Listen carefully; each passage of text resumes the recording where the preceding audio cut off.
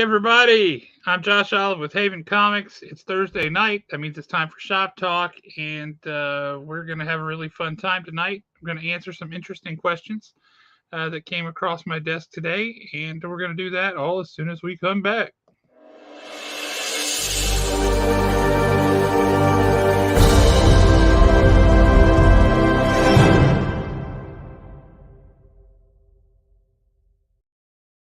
And we're back. Isn't that exciting? I'm excited. Are you excited? I'm excited. It's Thursday night. We're here to talk some comics. We're going to have a good time. We are going to let Alan finish drinking whatever that is he's drinking before we bring him on camera. And I'm psychic. That's how I know. And speaking of which, what's up? It's just my standard Sprite Zero. Before we get started, I do want to say congratulations. I don't know if any of them will ever see this, but there will be an internet record of it if they ever run across it in the future. To all the girls that are in my daughter's dance class at NADC, they absolutely dominated at dance competition this past weekend. And I want to say congratulations on all of their awards and first place finishes, and love y'all. Thank you for once again bringing home excellence, because I have come to expect perfection out of them, and that's pretty sad. Well, what you just described is how people feel about the Alabama football team. Yeah, but the people at the Alabama football game probably was not threatening the kids with no dinner if they did not bring me trophies. So, well, I wouldn't put it past anybody. And I don't do participation trophies. I need first place or nothing at all. Okay. All right. That I can live with that. Again, you sound just like an Alabama football fan. Oh, yeah. If it ain't first place, then what did you do bringing this home to me? Why did I need it? I say that as an Alabama football fan. And you always get it, Blue. Always. Blue Hillian. How are things out in Nebraska, man? Hope everything is good. Tots, what's up, man? Well, we have got a fun show tonight. It was going to be last week, but things got hosed up, and so we're doing it this week. It's just one of the joys of flexibility. So we're going to do it. We're going to have a good time. And if you have not yet met this guy, shame on you. This is your chance to do it, so take advantage. We're going to bring in what do they call it? It's a local boy made good, right? I would definitely say that. I'd say that. I'd go that far. We have got an awesome guy, knows comics, loves comics, creates comics, and he's not bad looking either. Mr. Mark Spears, what's happening, sir?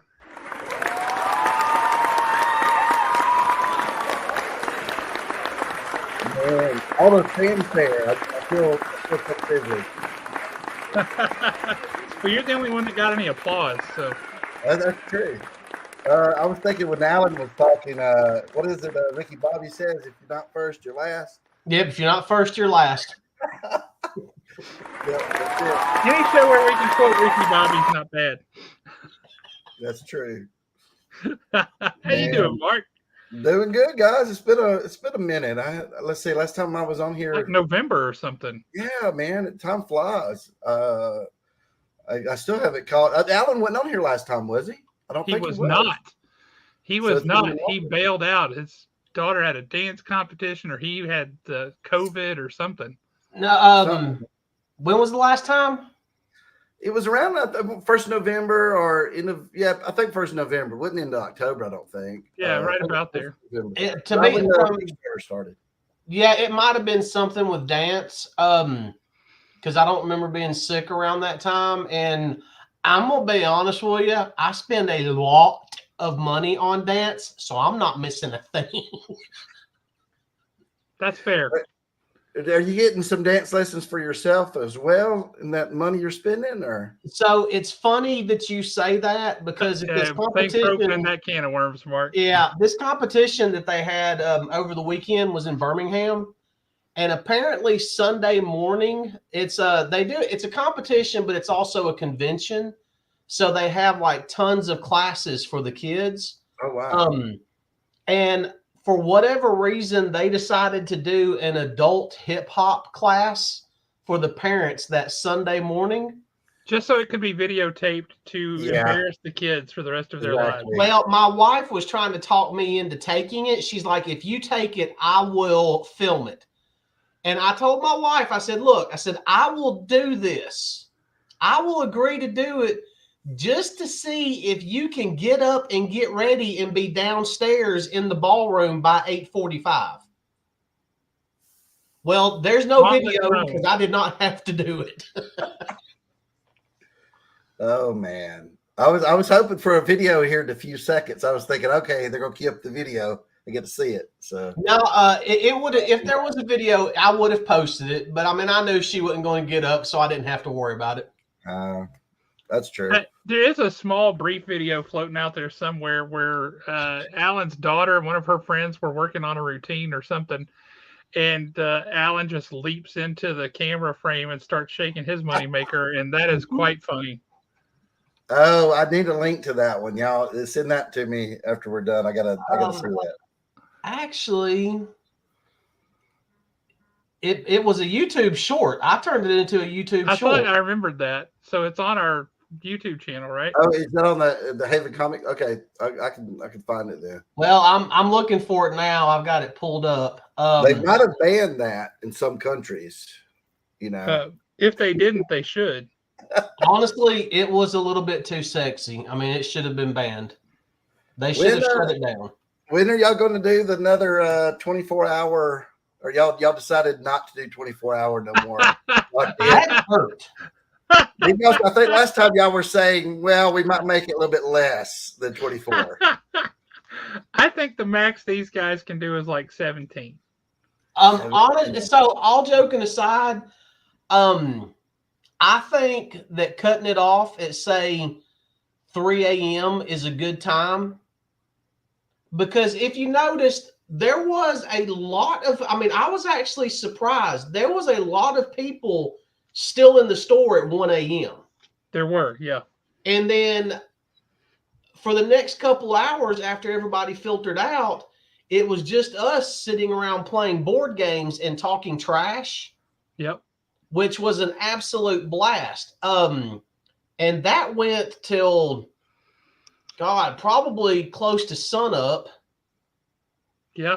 But yeah, right before 6. I think 3 a.m., 3 or maybe even 4 a.m. would be a good time to call it quits. I think you have a lot of fun until the sun comes up. And then you realize it's a whole nother day. I got to go to sleep. I got to do all this other stuff. So, yeah, I would suggest probably 3 o'clock. That's a good time to end it. But it was fun watching that on streaming. I admit I had some fun. You should have been up there. We had a hoot. It was great. When we were playing this game called Plunder with Nick and Dustin Ellis, that was something else. I won 3 games in a row. I would have loved to have streamed that. Mm-hmm. But some of the trash that was being talked would have gotten us banned from YouTube. Yeah, just Nick Ellis alone. Oh my goodness. Because to be honest with you, at 3 a.m., your filter just goes bye-bye, and you no longer care what you say and who you say it to. And the trash talk got very graphic, let's put it like that. It did. And Nick was so furious because he has this preconceived notion of what he thinks all pirates should act like, and people were using different strategies to win, and he's like, this is not pirates! You gotta be a pirate! And he would start stabbing people in the back for no good reason at all, just because he thought a pirate would do it. That's what a pirate would do? Okay, yeah. That's good. The one thing out of all of it, though, that we could actually repeat on YouTube, the thing to this day still owns me when I sit down and think about it, was let's just say that there was a person sitting at the table that had a flatulent moment, and then the person next to him started screaming that he changed the air temperature. Oh my goodness. Right before everybody got up and hotter, ran away. Right? I imagine hotter, not colder. Oh, it got so much hotter. I mean, it was so bad. It was That so was bad. hilarious. If I could have had that on video, I would probably still be watching that video every single night for that one moment. That's how funny it was. Yeah, Dustin's face. It changed the temperature as he jumped up and ran. Oh Lord! Yeah, All right. you got to record it all next time and then just edit. That's what you'll have to do. Oh my goodness! All right, Mark. This is just for you. What? No. There we go. That's what I want. Oh, here you found it. Oh man.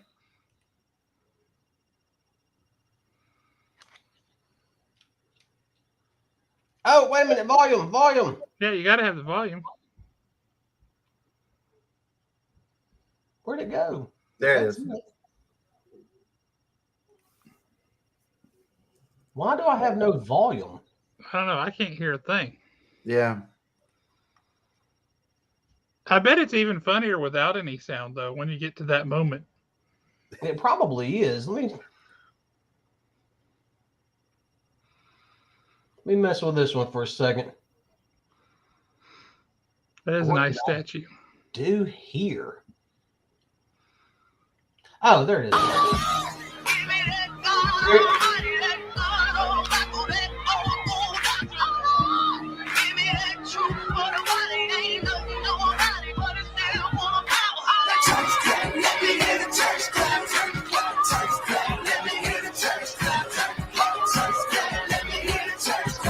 Here it comes. Oh my goodness.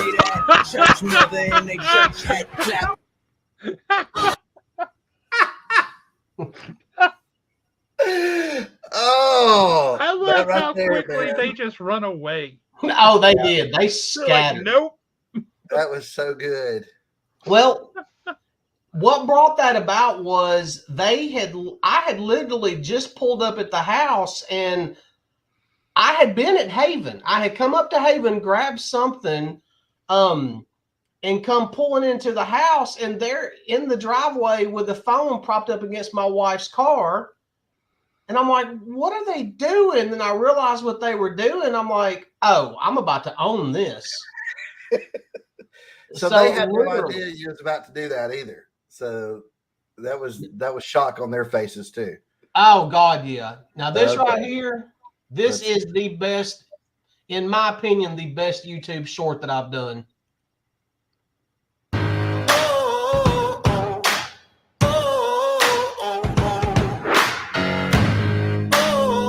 What up, Nick? Soles of my shoes are worn, the knees of my jeans are torn. Sweat coming through my shirt, keep pushing even though it hurts.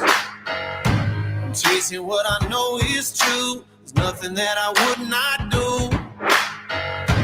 When everyone around me drops, I'm never gonna ever stop. Yeah, you can tell you like Daredevil in that one. Oh, there's quite a few Daredevil ones. Yeah, there's a few Daredevil items floating around my house. Man, I thought. Speaking of which, have you been up to the shop since last week? No, I was up at the shop last Wednesday. I ran in to get my stuff because I knew I wasn't gonna be able to go in Friday, but I haven't been up there since. You might need to get by there.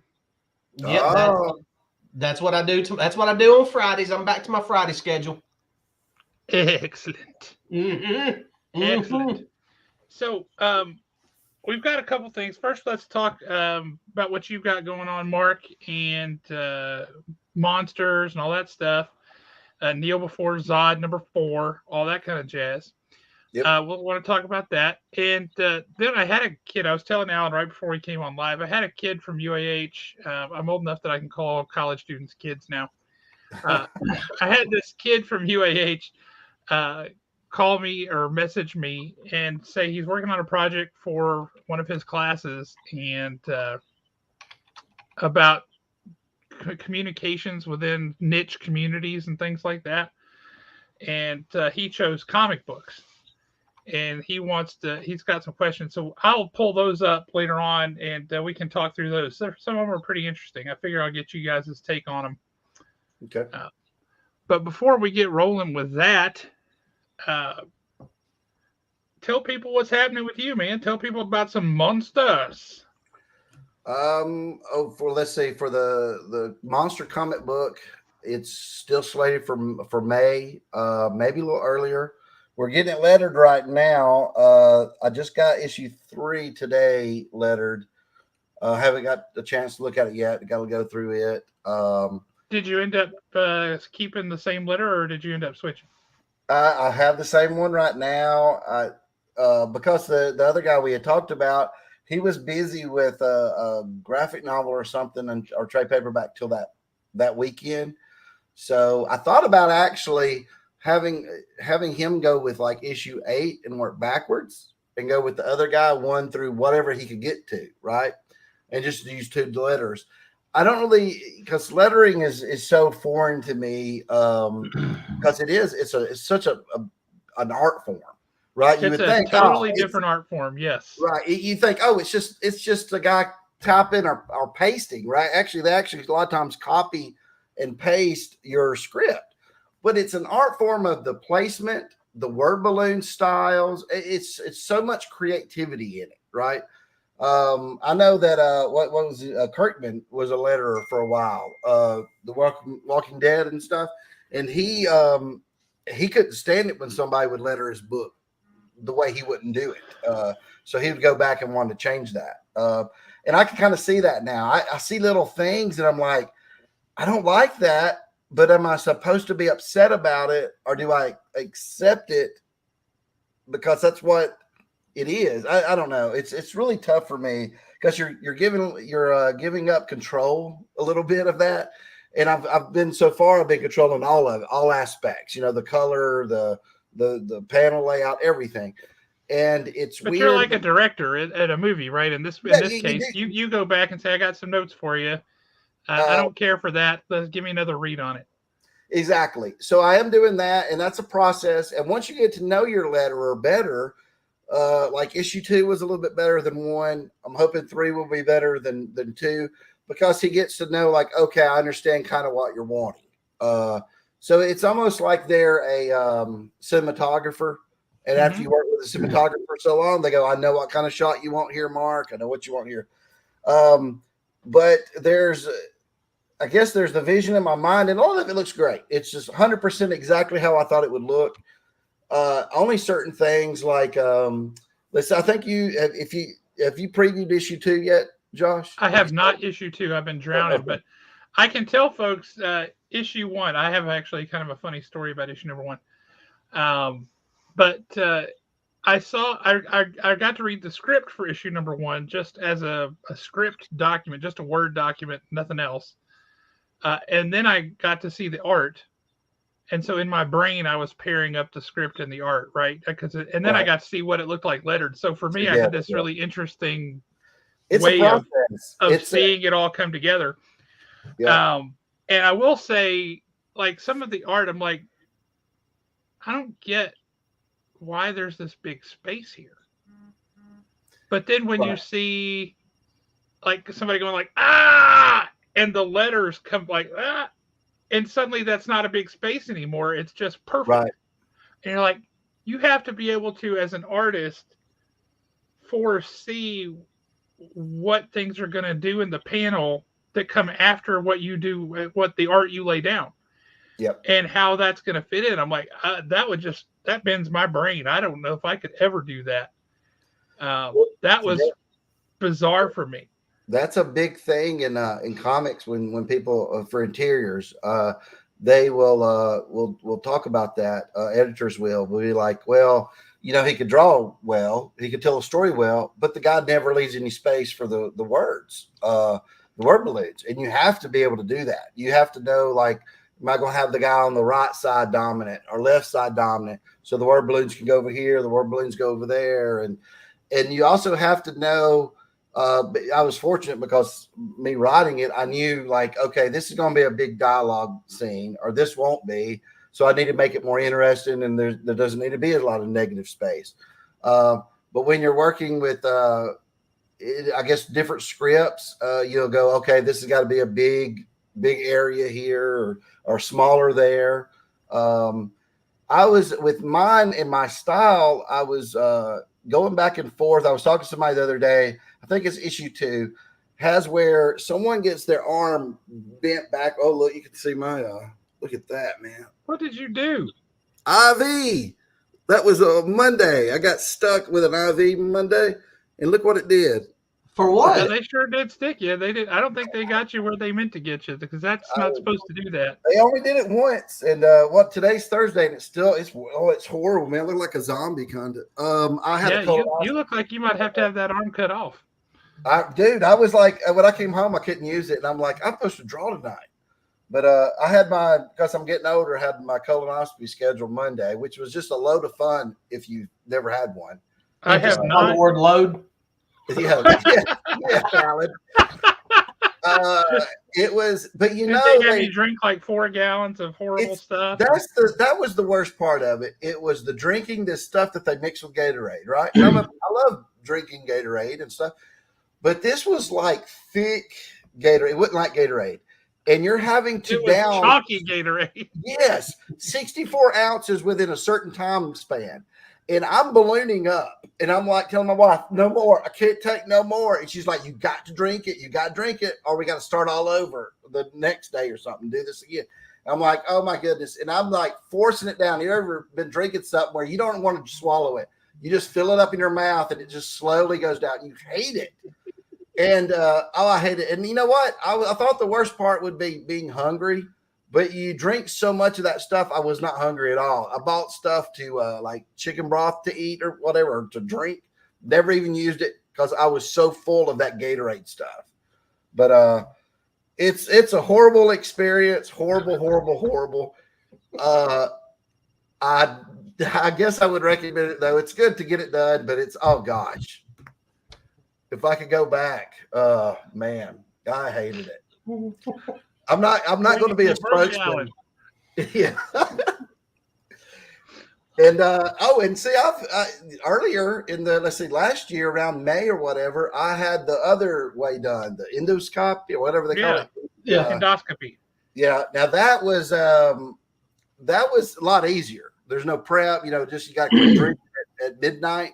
But it's still the IV. It took them 30 minutes to get an IV in me. They was making my arms bleed everywhere. They couldn't get it. I don't know, man. That was experience. But yeah, this is still very, very sore. I need workman's comp, but I need Aflac, right? That's right. That's what I need to get. But okay, well, it was just back on the word balloons and stuff. Yes. What I was going to say though, in issue 2, the very first panel is Dracula's Castle. Right, you might even have seen me use that artwork before.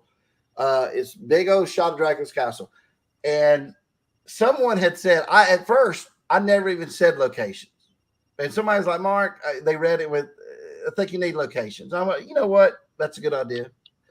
So I put on there, Transylvania and the year. Well, he puts it in the very middle, kind of a little bit higher than the very middle of the panel. And I'm sitting there looking at it. I said, I don't know if I like that. And I still can't figure out if I want to get them to change it. I don't know where locations and panels usually are. I thought they were off to the side, to the left in a box. But I guess that's how I normally would see it. Yeah. Yeah. Like it's in a box and it says, Transylvania 18 or 17, whatever. And it's in a little box. Maybe it's colored. Maybe it's not. So I might have to go back and change those. I would like to go back to issue number 1 real quick, though, because this is where it gets funny, right?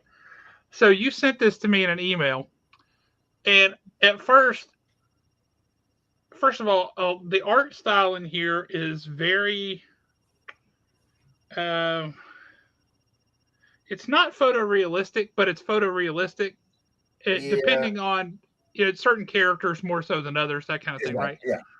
But the attachment, it chose a thumbnail from the comic for the so I could see what's going on, right? Right. So I scroll down my email and I'm like, what in the heck did he send me?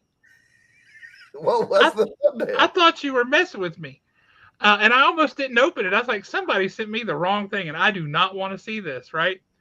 But it was the middle panel from the first page, or the top of the middle panel, the first page.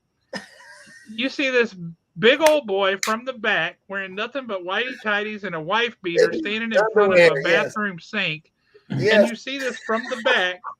And I'm like, who did he send me a picture of? I don't want that. I do not want that. Why did he put Alan in his comic book? Oh my But goodness. that's the thumbnail it chose for the whole book, was this one picture, and it looked like a photograph. Yes, and I'm like, why did he send this to me? I do not want this. Yeah, I should have put a cover on it, but since that's like the working PDF, I just been. But I've been sending that to everybody, so everybody got that same preview image. Oh my Lord! I was just like, my gosh. Well, I said, well, I'm going to risk it, and I opened it up, and then I'm like, oh, thank God, it's his comic book. It's not some inadvertent photos that he had taken. Yeah, like, oops, I didn't mean to send you that. That was my own private collection, you know. Yeah, oops. please recall message. I don't know about y'all, but if I ever get an email that says recall my previous email, like please don't open it, I'm like, I got to go see what that was. Yeah, gotta find out what that was. Yeah, where I wasn't even interested before, but now I am. But yeah, that cracked me up. I was like, oh my gosh, what has he done here? But no, it was so realistic. It looked like so much like a photograph of a real person. The further away you are from it, it really does. A lot of those shots will the further away because. But so yeah, I understand exactly what you're saying.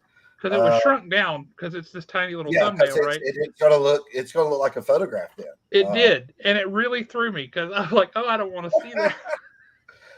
Oh man, yeah, that makes me wonder. Yeah, I said that to some other people. I wonder, some of them never wrote me back, so they might be. That might be why they're like, I'm not opening that. Like they're thinking it's a joke. Yeah, that could be. Which was very funny.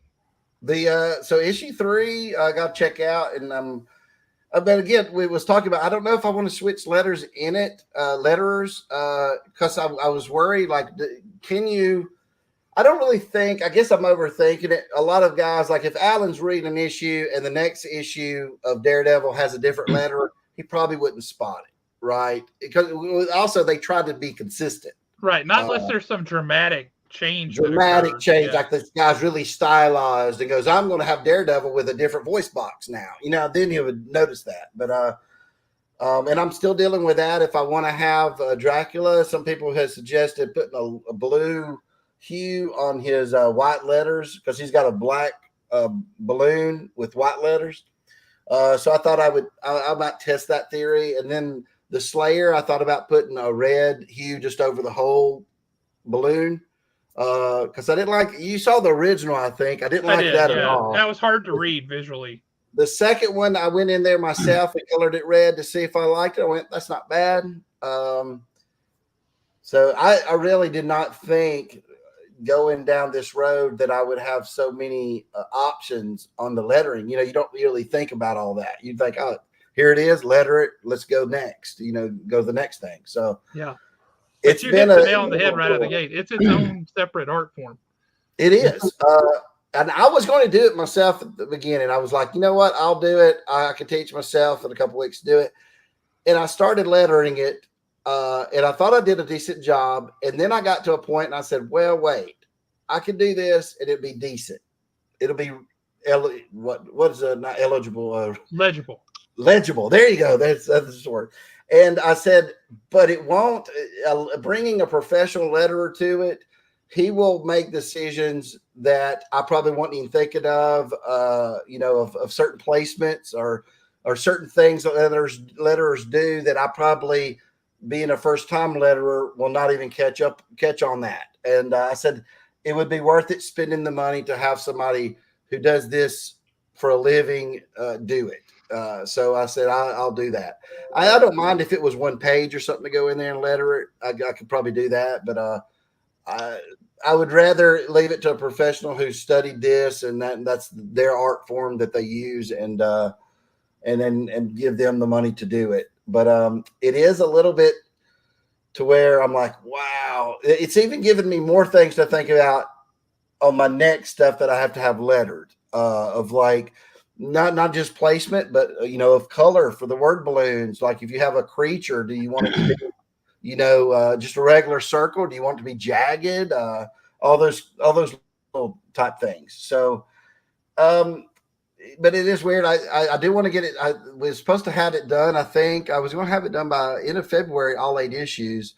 So we're about 5 that have not been lettered. So I still might contact the person you talked to me about, and I can probably at least get him to do 2 of them for me, like at the end.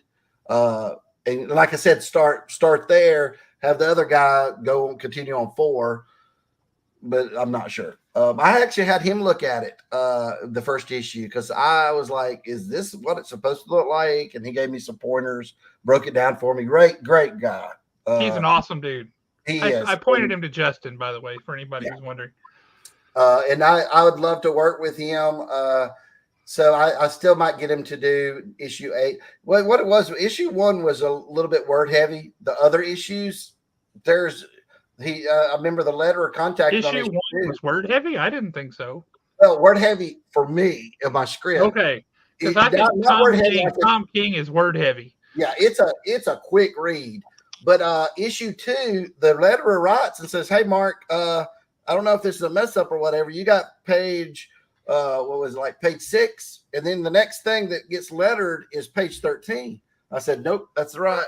And I say, it's like, because when you have action, I don't really think you don't need the words. You don't need somebody like saying, "I'm fixing to open this door." Open the door. But you might have language in there like Spider-Man cracking jokes while he whoops somebody's butt. I mean, that's part of his whole shtick, but that's not part of the shtick in this particular book. Exactly. And that scene, I will get you to look at, and Alan, and y'all could say, like, because I was thinking, should there be sound effects though on those pages? And I might go back in there and have the letterer do that, or I might do it myself or something, because there is some killing going on with the sword, and I'm like, do I need it? Do I not need it? So I need some other opinions on that. I will say I like it, generally speaking. Of course, it has to be done right, but I like it generally speaking because it adds to, if you do it right, it can add to the sense of motion, right? So if somebody's swinging a sword through the air and you kind of have that, and the swish follows the sword, right? Yes. And it gives it that sense of motion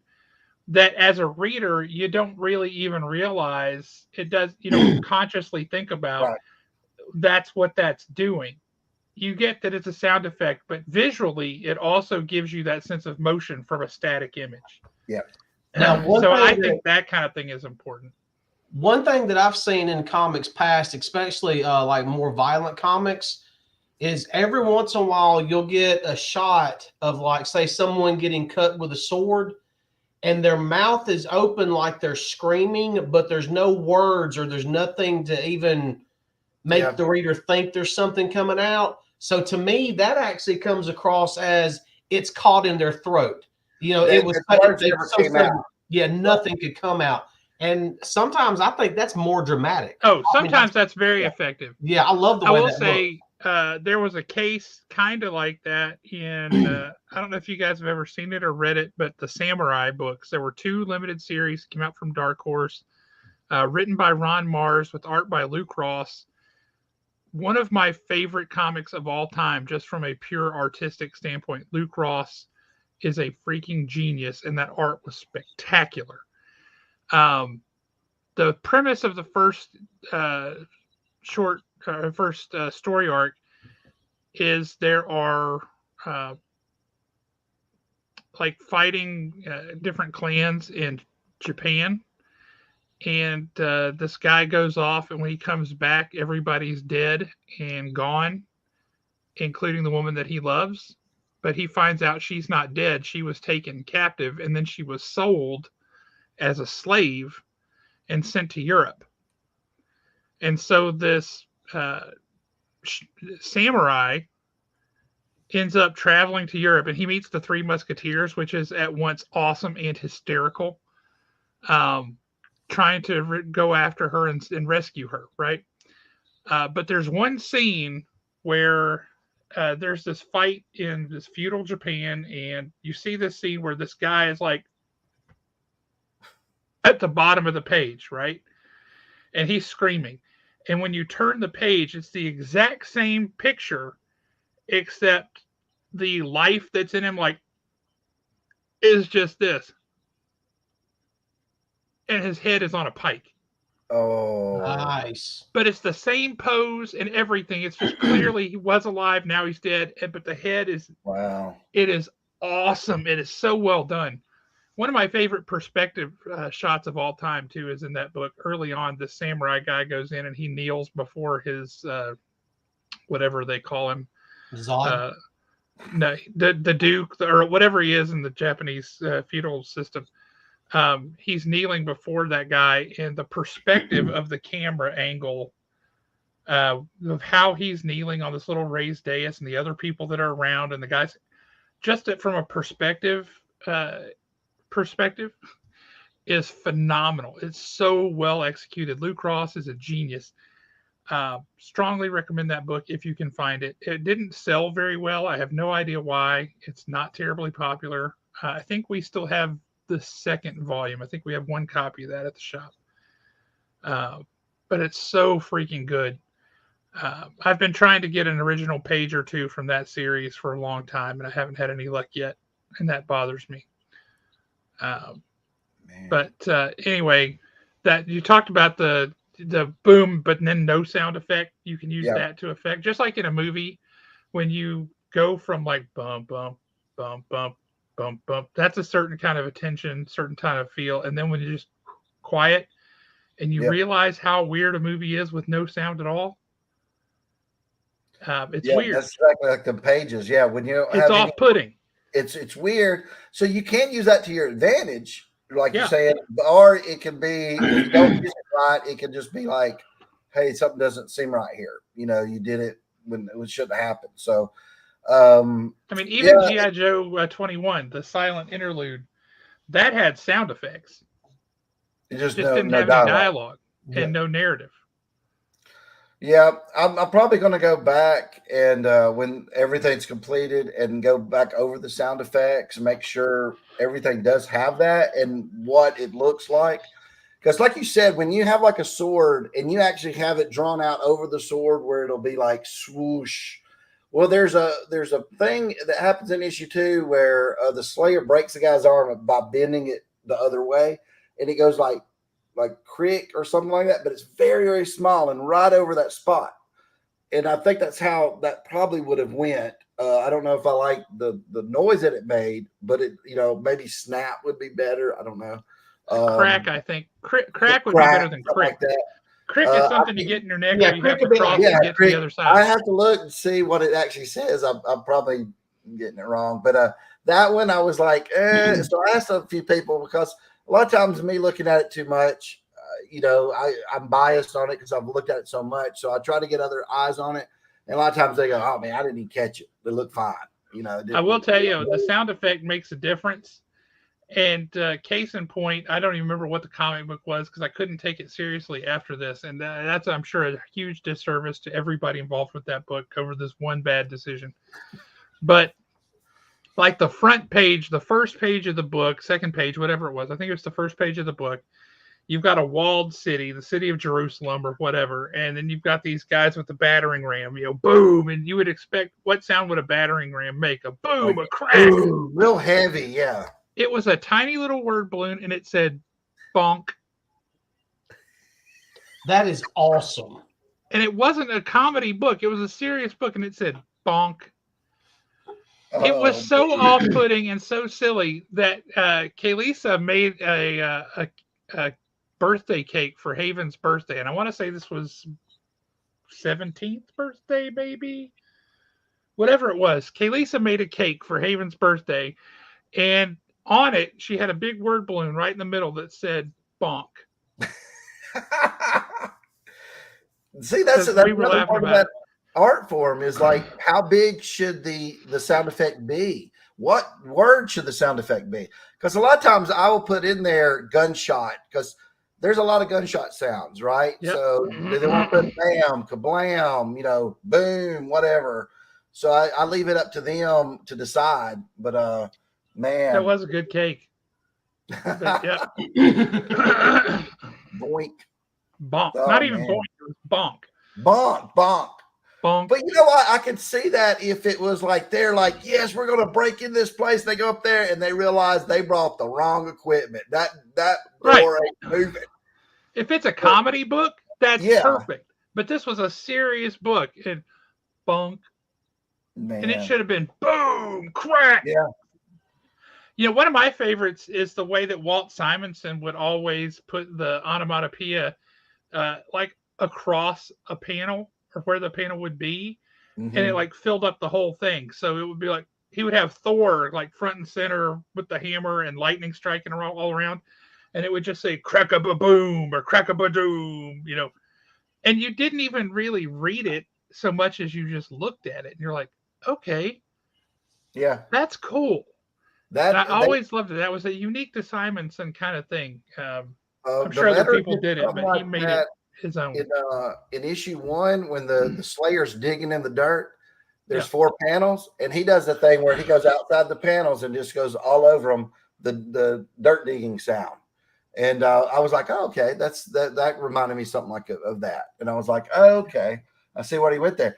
I just said there should be these panels. He should be digging sounds. So I didn't even, say go outside of the panels and do that. So he did a great job on that. So my favorite thing that he did in the first issue was when a certain character is something very unpleasant is happening to that character, and you kind of see them from the side and shoulders up, just the face. I think it's even a super tight close up of the face of just this like kind of a deal, right? And the way that he did the words, there was no balloon, it was just the sound, and you could hear it just by looking at it. That one panel really got me. That was like, there you go. Because having seen the panel without that and then having seen it with, I was like, yes. Yeah, you can do sound coming out of a person's mouth, small letters, and then they get bigger. So, it's like how big it grows, and also the backwards of that, like, and then it's the life's draining out of them and stuff. It's amazing. Letterers do not get enough credit for what they do on a comic book. Honestly, nothing will make you appreciate the intricacies and nuance of what somebody else does.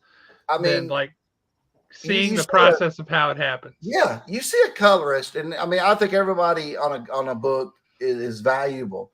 But I look at colorist, where somebody will take a page from like the 80s and recolor it now, right? Especially for trade paperbacks. Yep. And I'm like, looks good. One doesn't like jump, like go, oh my gosh, this has changed everything because this color, computer color's neat. I prefer that old color too, where it was all for an old book, it should have it because that's how it was created. But a letterer changes things so drastically, like you're saying. It's more than a colorist to me. Because you can still get a good colorist, but he might be like, as long as he stays within the realm of, like I'm not going to color things that aren't supposed to be colored like that, like the sky being green or something. But I've seen colorists do really good jobs, but a letterer can change the whole intent of the book to me. I agree. You absolutely can change the intent. Yes. You're absolutely right. I will say from a colorist perspective, the first time, and I'm ashamed to admit this, but the first time I really noticed like colors in a book and said, my God, that's amazing. Like, how did somebody do that? How did they see it in their head to create that? Was El Cazador #1 pirate comic that came out from CrossGen. They only had, I think, 3 or 4 issues that came out before the CrossGen collapsed. Steve Epting was doing the art, but Justin Ponser was doing the colors. And there was this one panel where it's this pirate ship, the sun's going down, there's sharks in the water, and you've got the ship, you've got the sky, you've got the clouds, you have the sun, you've got the water and the different shades of the water, and then the places where there's like waves and you got white caps and all this. and then and it was astounding the level of depth to all the colors, and it moved me. And I had never even really noticed the colors in a comic before, outside of say Yeah. that looks pretty sharp or that doesn't. But that really caught my attention, and I remember that panel vividly to this day. And unfortunately, Justin Ponser died of cancer Oh uh, man. way, way, way, way, way too young. But what an absolutely brilliant colorist he was. If you ever get your hands on a copy of El Cazador #1, you'll know the panel I'm talking about the minute you see it. I'll have to look it up and see. Just incredible. I noticed that on that subject, I was just thinking a couple weeks ago. I was like, I do this painted style now. I have on my contacts and stuff. I said, you know what? I might send them some pencils and let them let's go that route too. Like get a cover done of my pencils on something. And I was thinking about it because I think I'm a pretty good penciler. It's a different type of style, right? It's more comic book stuff. But I'm sitting there thinking, how would you, if I'm barely living on what I make now, how would a penciler live when they don't? You get what I'm saying? They have to pay the inker. Then they have to pay the colorist. See, when I get paid, I get all those jobs. So Yep. I'm like, unless I'm getting very underpaid for some reason, I can't imagine what a penciler gets, because then the inker, I kind of knows what an inker gets. The colorist gets the least out of everybody. And, I know that job is very tough because, like you said, if it's a big panel like that with lots of different things, they're having to color every single item in there individually, basically, having to go in there, color it with a flat color, go in there, lighten it, go in there, darken it, textures if they have to, all that kind of stuff. So, And they have to understand lighting and all those kind of things yeah, just intuitively. exactly. A lot of times the penciler will just fake it, right? Be like, I don't know where my light source is coming. I'm just going to fake it. Pass it off to the inker. He can cross hatch, do whatever he wants on it. Then he'll pass it off, say, I'll do this much. I'll pass it off onto the colorist. And the colorist is like, I have no idea what to do with this. I'll do it this way.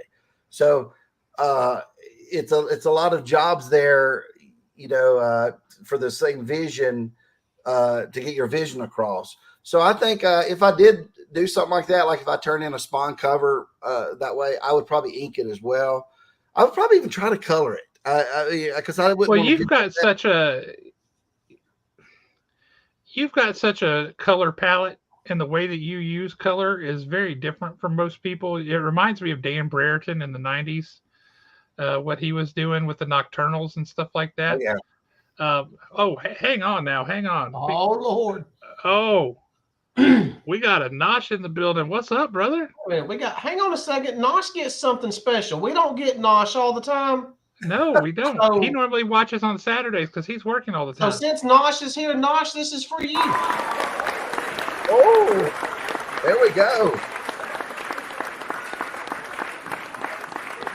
And Nosh, just so you'll know, this is usually what Nick gets. Say hello to my little friend. Oh, man. That's true. That's true. No, Nosh, man, we don't get to see you often. It's awesome to have you on here, dude. Very glad you can join us live. That's cool. On those colors. So Nosh, so since Nosh is here, can we pull up some of your stuff? That's actually what I was fixing to do, because you talking about the coloring and penciling and everything, and I'm gonna pull up your Instagram right quick so we can show this one. This is one that you recently posted. If you just Google Mark Spears monsters, a lot of art comes up. Now, like I said that in Marvel a couple of weeks ago, and they were like, "Hey, yeah, let's see some more of your published covers, Mark." I said, "Okay, we're gonna look at these today." Not heard anything. That's Marvel's tough. Marvel's tough because you got one guy holding at the door. Yep. DC, you just talk to an editor. Marvel has got this other system over there. So I will crack it. I'll just have to to figure out when. You were talking about the colorists not knowing where the lighting is coming from, so they just kind of do their own thing. So, like in this one, when you colored it, you obviously you have lighting coming from the lightning. Yep. So when you have to color, say like their faces, the front of them, obviously there is no light. Is that the part where you were talking about you kind of have to make up your own light source? Oh yeah, you on that, like when I designed that, I did not know what background I was going to do. I thought, you know what, I'll probably go in there and just fill it in with color, right? So I started that one, and I got up to basically my light sources to the right in my mind. So you can see the way that Hulk's under lit his to the arm and all left. that is lit up. And Spider-Man's lit to the left. And everything else is just, it kind of goes along with that. I fudge it a little bit with Spider-Man. You could see some of his mask on his right cheek. The underside, yeah. Yeah. But on that, I was working on at the same time, I was working on a Gunslinger cover. And I just finished it. And I liked that. I did a lightning effect on it. And I liked it so much, I said, I'm going to do it to this and see what happens. So I started doing it in the background, and then I went, wow, this is pretty good. I like that. So then I didn't really have to change the lighting much. I mean, really, you could have, if I was being accurate, I would have a glow over his hands, from that background lighting and stuff. But you can fake it enough where it'll look okay. That they won't really get you on that. But yeah, that one I really liked. I'm going to get some prints of that one. There's Zod. A great one. Yeah, let's talk to people about this. Guys, this is Kneel Before Zod, number 4 from DC Comics. We've got it on the sign-up sheet at the shop right now. If you want a copy of this, this is the first DC cover, as far as I know, that they have done that they have not hidden behind a ratio variant wall. Yep. Because all the others have been 1 in 25 variants or 1 in 50s kind of deal. And the one coming up, I believe, will all be that way unless something happens. This one, my contract stated it was a 1 in 25, 1 in 50 of this one. The thing was, I believe that's when I did this one. This was actually my last one I did, and I did it in December, 1st of December. They needed it in a pinch, right? They were like, hey, we need it really quickly. So I did it within a week. The thing was, though, at that time, I'm not sure if you look back in December, was the other books out yet? Because 4's coming out in April, so probably number 1's not even hit. I think they looked at the sales numbers because number 1 did have an incentive. Number 2 doesn't. I think then they realized, you know what? Let's not make it an incentive. Let's just because there's not enough. You have to have a huge amount to start making incentives. So I thought they thought, let's just change it. I was tickled to death. The day I wrote I wrote the editor over at DC, and because I knew when I heard back from you, I was like, well, but what if it's a misprint or something? So I wrote them, and they said, nope, Mark, congratulations. It's one where all your fans can get for $4.99. And I was like, oh, that's great. They're going to be so happy. So I'll come out there, man. We'll do a signing then, and but yeah, it's going to be it's a pretty good book. What's weird about this cover, though? Hang on, before you get to that, you see what Notch's comment there? What? The Mark Spear Kickstarter bundle. He got it. Did he? Oh, awesome, man. I got people writing. They're still ordering from the other thing. I got to get my survey out because a lot of people are wanting to add some stuff there too. So can't wait to bring some comics down to the shop, man. All right, Notch, you got to let us know what's your favorite cover, because he's got like 483 covers for that. Yes. What's your favorite one? All right, sorry, you were talking about the colors and stuff on that picture there. Oh, on the Zod, I originally he writes me, the editor of DC. It was Paul Kaminsky, the guy who's over all the Superman stuff. And He says, hey, you want to do the Zod cover? We need it pretty soon. He says, I need Zod before some aliens, telling them to kneel before Zod. I said, all right, sounds good. He sent me a picture of the costume too. I'm off and running. Within 2 days, I have it, but this ain't it. I didn't know when you tell me that there's misinterpretations, and I should have followed up with him more. I had Zod on the ground, had some aliens all around him, but none of them are kneeling. But he's telling them to kneel, right? And I got that. If I had it right now, I'll have to bring it up and show you guys. And I looked at it. I didn't show it to him yet. I showed it to my wife. My wife was like, I don't know. I don't know, like him on the ground and there's aliens in front of him. Redid it. Took me 2 days. I redid the whole thing. And this is not the redone. This is the third version. The second version, he's in the air a little bit, but they're still not kneeling. I had all kinds of aliens around him, but he's telling them to kneel. Paul saw that one and said, Mark, something's wrong here. Something in the storytelling. They're not kneeling. And I said, well, you didn't tell me that they were supposed to be kneeling, because I'm thinking he's telling them kneel before Zod, and they're not kneeling yet. I had them with guns drawn out, like they're mad, right? Like they're not going to go down. I didn't know. See, I like that idea. Yeah, I thought it would be better that way, because here's the thing. Those aliens are all Mark's creation of aliens. They don't appear in the book unless they went back and put them in there. I did the cover before, with no references. So I was sitting there thinking, okay, I'll redo it for you, Paul. I have it for you Monday morning. And I'll come up with this one. So it's very similar to the other two. Zod got a little bit better each time. I hated drawing Zod's suit. It was so hard to do because the 4 versions that I had sent to me were all different. You get what I'm saying? That's not helpful. It's the same artist. I mean, no, I'm sorry. It's the same suit. It's 4 different artists with their interpretations on it. And I'm like, oh man, that's tough for me, because I'm a stickler for, you need to draw the suit the same each time. You can make it your own a little bit, right? Like Tom McFarlane's Spider-Man is his own, but it's still the Spider-Man. Yeah, his eyes went from like this big to this big, but he was consistent with the way he drew them. Exactly. So this was really tough for me. So when I come up with that, I was like, I'm going to try to pick what they're consistent on and do it that way. He never said anything. He said, like Zod, like the aliens. So that's the reason that one looks the way it does. If I had to do over again, I'd probably darken the sky a little bit, make them stand out, pop a little bit more.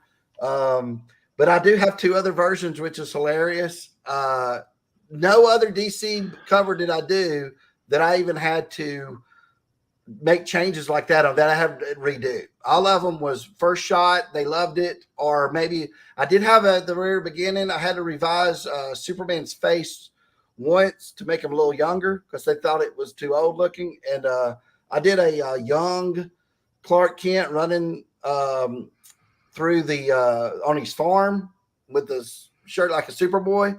And they said to make him a couple years younger. So I just had to go in there and smooth it a little bit. And that was accepted. So this comes out. And then the following month, I believe 1 or 2 come out of Action Comics. The Lobo cover, which was that was their favorite at DC that I ever did. I want to say that might be in May or that might be in June. And then there's another cover. I can't see who's on the cover of it. They swore me to secrecy. It's a new character. And that one's around that time too. So, but I'm thrilled to death that people can actually get that book. And I found out my Power Ranger covers are going to be on 17, 18, and 19, 2 covers each. But I think they're exclusives. Not sure yet. Boom hadn't said where they're going to be at yet. So you said it's a new character. Is it a new character that's coming out in that issue, or is it a new character that has just recently come out? As far as I know, I did it back in November or whatever, and I haven't kept up with a lot of the Action Comics at that time. But as far as I know, this character has never been seen before, and it was created by DC Comics. Okay. Okay, I have a question for you, Mark. And it's but more I'll of a love to talk requirement. about it when it comes out. Well, go ahead. I got a question. It's not really a question. It's more of a requirement. I'm going to need a Moon Knight from you. Moon Knight? Okay. I can do it, Moon Knight. I don't care if he is a pristine, uh, flying through the air Moon Knight, or if he's a I can do this all day and beat the crap Moon Knight. I don't care. I just need a Moon Knight. All right. Moon Knight is a natural character for you. You need Oh to. yeah. Now that said, I'm also a big fan of Moon Knight, so bear that in mind. Now that said, I got to tell you, again, I got a preview copy of the first issue, so I've had a chance to look at Monsters #1. I'm reading through it, and you get to certain characters, and you're like, holy smokes. One of those characters, and it was the eyes. The eyes was Dracula. Yep. Not big spoiler, y'all. Dracula shows up in the book. When Dracula shows up, and he has those piercing, absolutely icy cold, piercing blue eyes, that is freaktastic. That should not work, and yet it does. And you're like, oh! And it's like they create their own light source. That's one thing I noticed. Yep. The Slayer's eyes do too. So you had one shot where there's like red light bouncing off of the bottom of the Slayer's hat brim from his eyes, and you were like, what? Like here, you can kind of see the eyes glow. Not just because, hey, they're red, but you can see a little bit on the hat brim. You can see a little bit on the cheeks, even a little bit on his arm there. And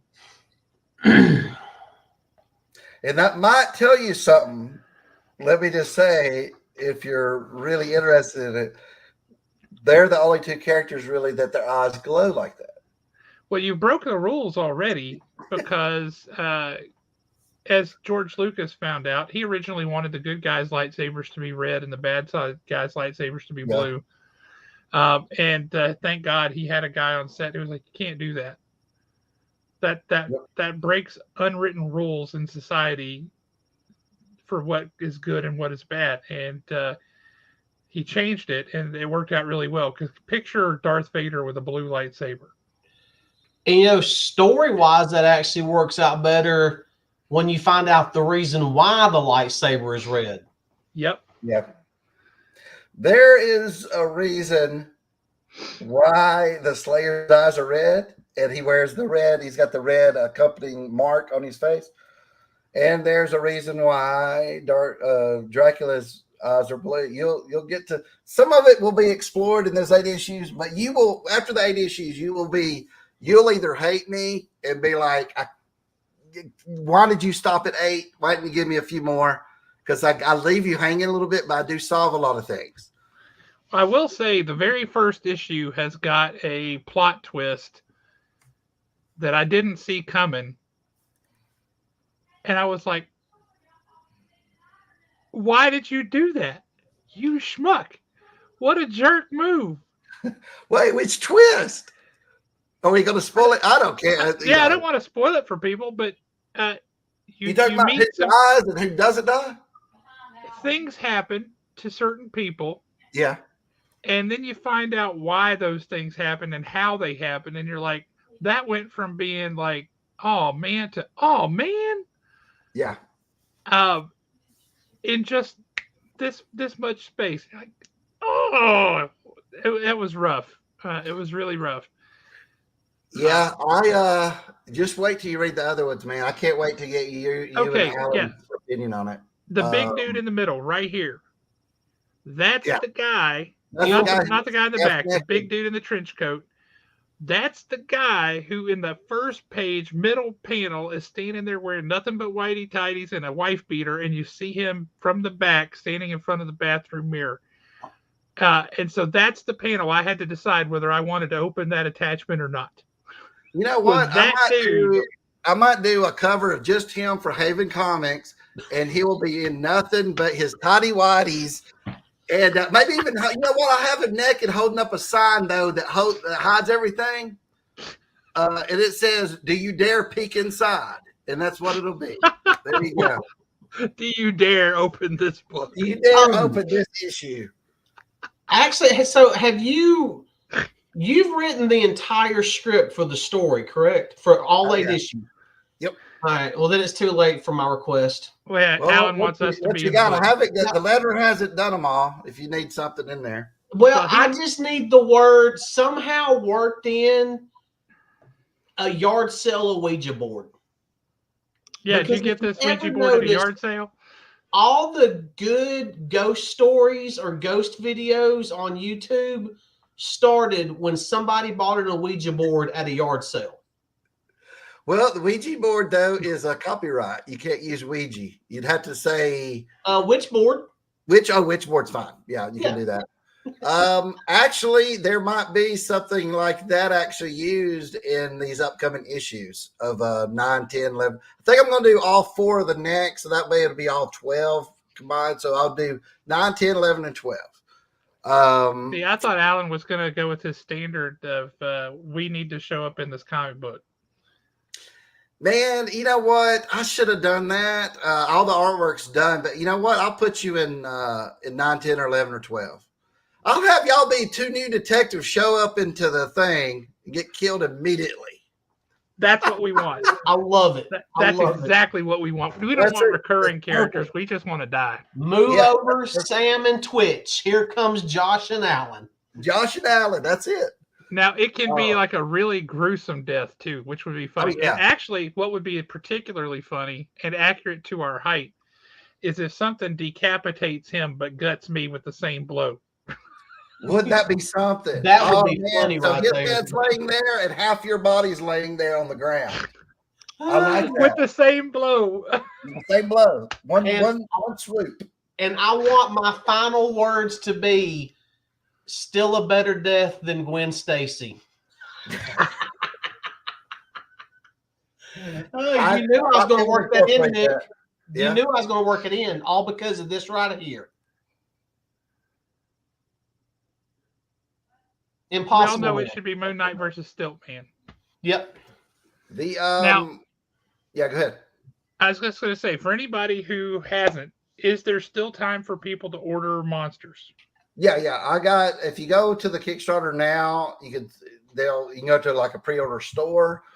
The prices are about the same. I think I added $2 for each issue, but it works out with the shipping or whatever.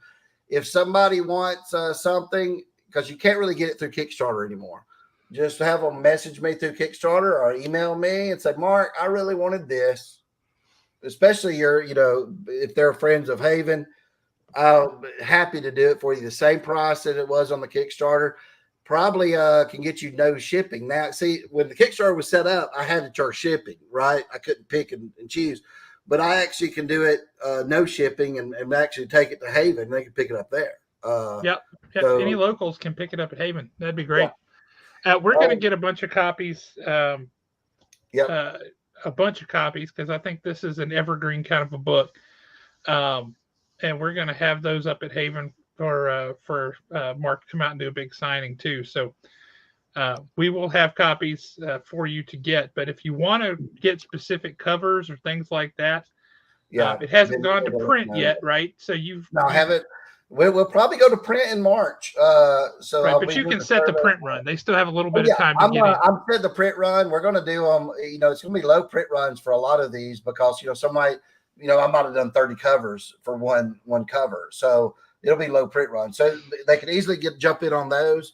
The ones I'll probably have for retail sale, like at Haven or something. I'll bring some like other ones of the different covers, but I think I'm going to come up with one version that I'm trying to still get with Diamond. I've talked to Silverline. I talked to we know some of the guys at Silverline.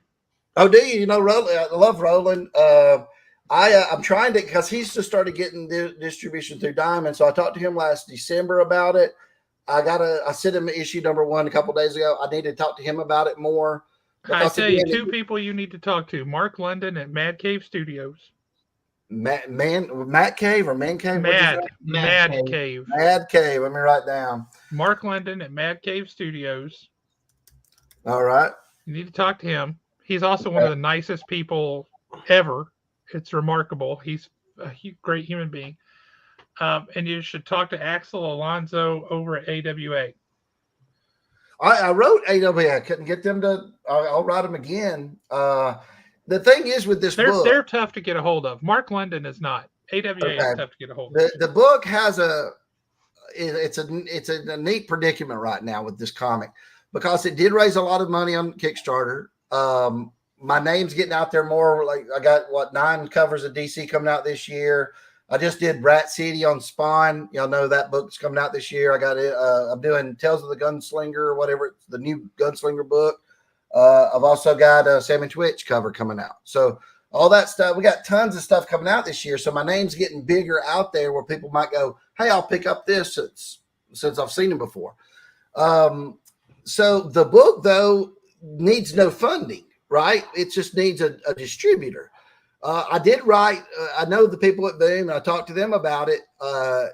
They love the idea of how much money it made, everything, but they said no because they can't develop it with me. It's already done, right? And I tried to sell it, saying, but hey, you can still get in on it. They're like, nah, we like to develop the property with you. That would just be distribution. So they didn't want to do that. Dark Horse is doing this though with some of their stuff, like Clear, which was one of the best miniseries that came out of any comic book last year. It was 3 issues that originally Scott Snyder had they published on the Substack. Well, Dark Horse had it. That Monsters was a pitch at Dark Horse that went all the way up to the highest level meeting to approve the budget. It already had a budget and everything, and it didn't get through. I look back now and I'm like, yeah, there's a few problems that happened. One, my pitch wasn't great for it. When you read it, it's actually, I think the book's great. I think people are going to read it and love it, but it was a hard pitch, if you understand what I'm saying. I do get it because it's tough. Having read it, I loved it, but I can see where that would be difficult. It's a tough pitch. Then it was also my name at that time. When they pitched that, I had done 4 published comics with the Spawn stuff. I had done something for Dark Horse that wasn't released yet. So the way they work there is they look at your line of work, what the project is, and how much money it'll make. And they look at it and say, we don't think this will make but this much money back, right? So it's now like Nosh. We've all seen Speed. We saw Speed. Mm-hmm. That was about a bus. And The Taking of Pelham 1, 2, 3. Come on. Oh yeah, man. That was Wasn't remade. That a train? Too. Oh, was that a train? That was a subway. That's a train, subway train, yeah. Yeah, it was, that. Wasn't it? Actually, Nosh, I do have a funny story about a bus. My choir director in high school told us a lot of stories about going on tours and things around the country. And one, it was like that time where everybody's falling asleep. It's 12 o'clock, 1 o'clock in the morning, whatever. And so they thought they would wake somebody up. And the one guy, he had been planning for this. He starts going like, oh, I don't feel good. And making the puke noises, right? And he jumps up and runs back to that tiny little bathroom on the back of these big motor coaches. Runs back there where he has a thing of cream of chicken soup in a Ziploc bag. And he takes some of that. He smears it on his face and his chin and down on his shirt and all this kind of stuff. And now his buddy was in on this joke, right? So he comes back from the bathroom after making these horrible noises in there for 5 or 10 minutes. And everybody's like, oh my God. Oh, and people are starting to retch and gag all over, right? Well, he sits down next to his buddy and he's like, buddy, man, are you feeling all right? He's like, yeah, I was puking. He goes, yeah, you got some on your shirt there. And he reaches over and he grabs it and goes, that's not bad. God. And so, yeah, everybody was like, oh my goodness, man. That same trip, somebody had put up a sign in the back window of the bus that said, help, kidnapped. And nobody thought anything of it except the sign fell down. And so they went and they put it right back up. And as they did, there was a state trooper behind them who saw the sign just suddenly come up out of nowhere, help, kidnapped. Oh, man. And so he passed them. And about 10 miles later, 15 miles later, there was just a wall of cars, state troopers there, guns drawn, the whole 9 yards. And then they come on the bus and all this kind of stuff. Yeah, it was something. Oh my goodness. Yeah, they never went on another tour again. I was going to say they'd get in trouble for that, man. Wow. Oh, Worst thing I ever did on a tour like that is we were on a bus for a long time and everybody was hungry. And the one guy, Chuck, what was his last name? Chuck. If I can picture him clear as day. Chuck Hearn. He's like digging in his backpack and he finds he's got a Snickers bar in there. And he pulls that Snickers bar out. He's sitting here and he's just unwrapping it real slow in front of everybody. And then he goes, "Anybody want one? Want a bite?" And so I took it and I flipped it around and I licked the other side and I handed it back. He said, "Why did you do that?" And I was like, "Because you were being a jerk." oh my! Oh man, licking the other side of a Snicker bar. That's pretty. I wouldn't have even thought of that because if he already got that one side, I'd be like, I'm done. That's pretty. Yeah, good. he didn't touch that side though, so it was all good. That was all good. But yes, there's still time to get monsters. You definitely want to get monsters. I can tell you, having read a preview of it, I think it's going to be a hit. I think it'll be the little stuff. engine that could. That'll once people read it, it'll keep going.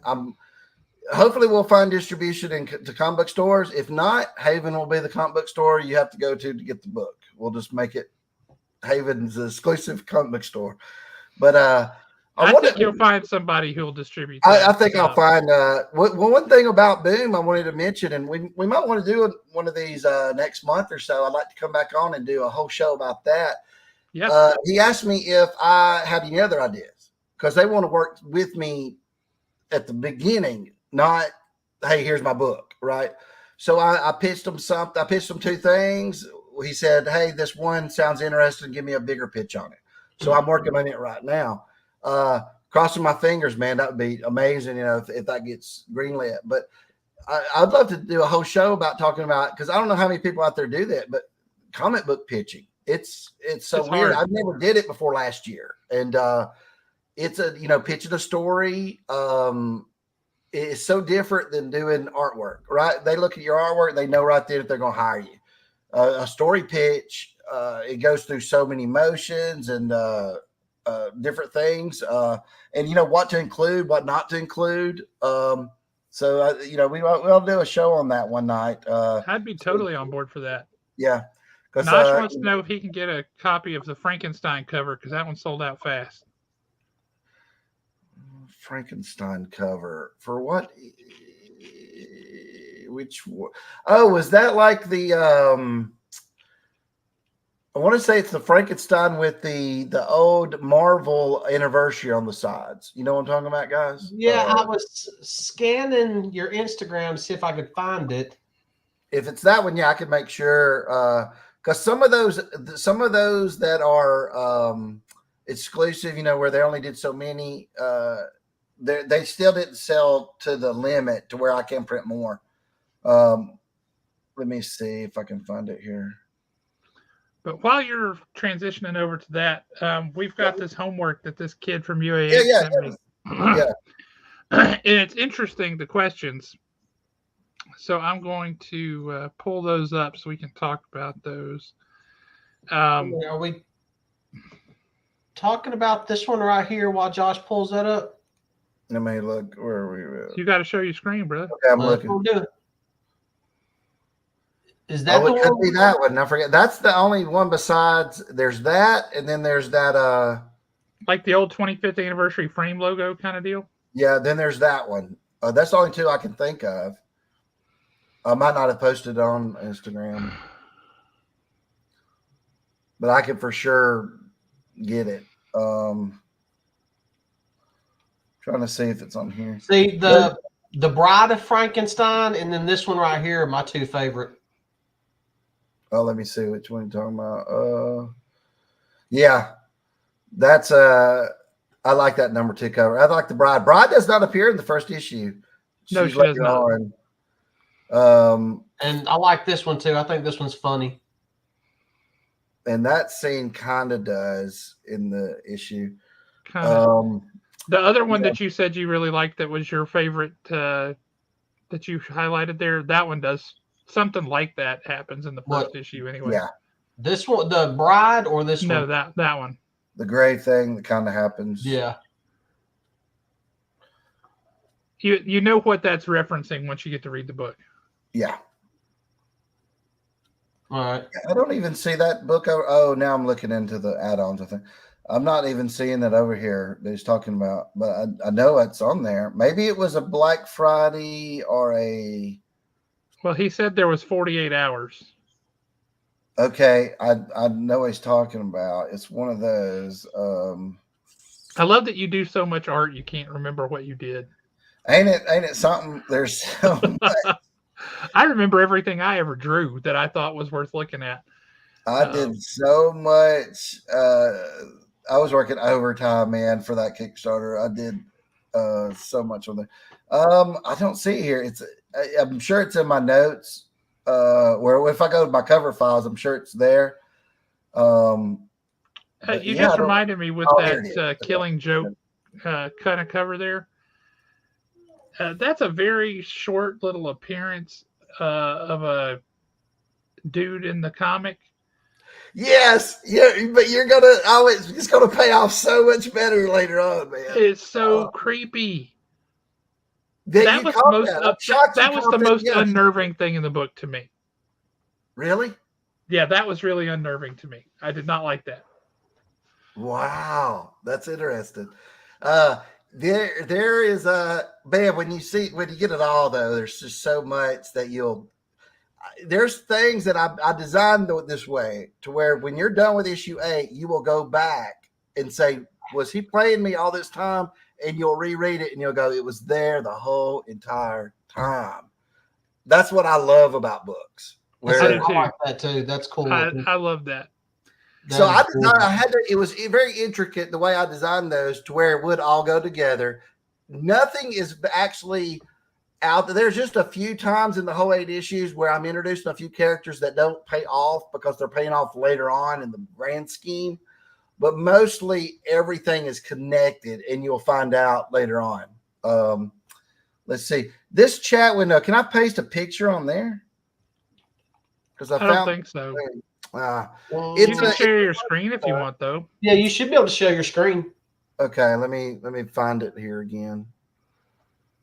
Well, it's not even. I guess because it's there. It says present. Do you see that on here? Hold on, let me go over here. Present. Share screen. And when you do that, you're like this screen will disappear. You won't see the StreamYard screen anymore. Just so you didn't break it, that's just what it does. Okay, y'all see it? Is it this one down here? Hang on, we can add it to the stage. There you go. See, that's this one right down in here. That's the one I was thinking of. Yeah. I don't know though. That doesn't really say it's. No, that's just cover I. So that's actually not it. There's another one then. Man, I've made so many covers. I'm gonna have to. I said I was not going to do that when I started. I said I'm not going to have that many covers. All right. I'll have to find. I want to say there was something at the very end where I did a few covers for like 2 days, like he's saying. But yeah, dude, I will definitely track that down and see and make sure I order a few more. I'm going to probably order a little bit of everything extra because, when I go to cons, people just want to order them from me and stuff like that. I'm going to get a lot of them CGC'd. So I'm thinking if possible, maybe by the expo, we actually have issue 1 with us at the expo. That would be awesome. That would be spectacular. The only thing is, I don't want to have it where people are like, I'm waiting on mine. I ain't got them yet. And I'm selling them in Huntsville, right? That's fair.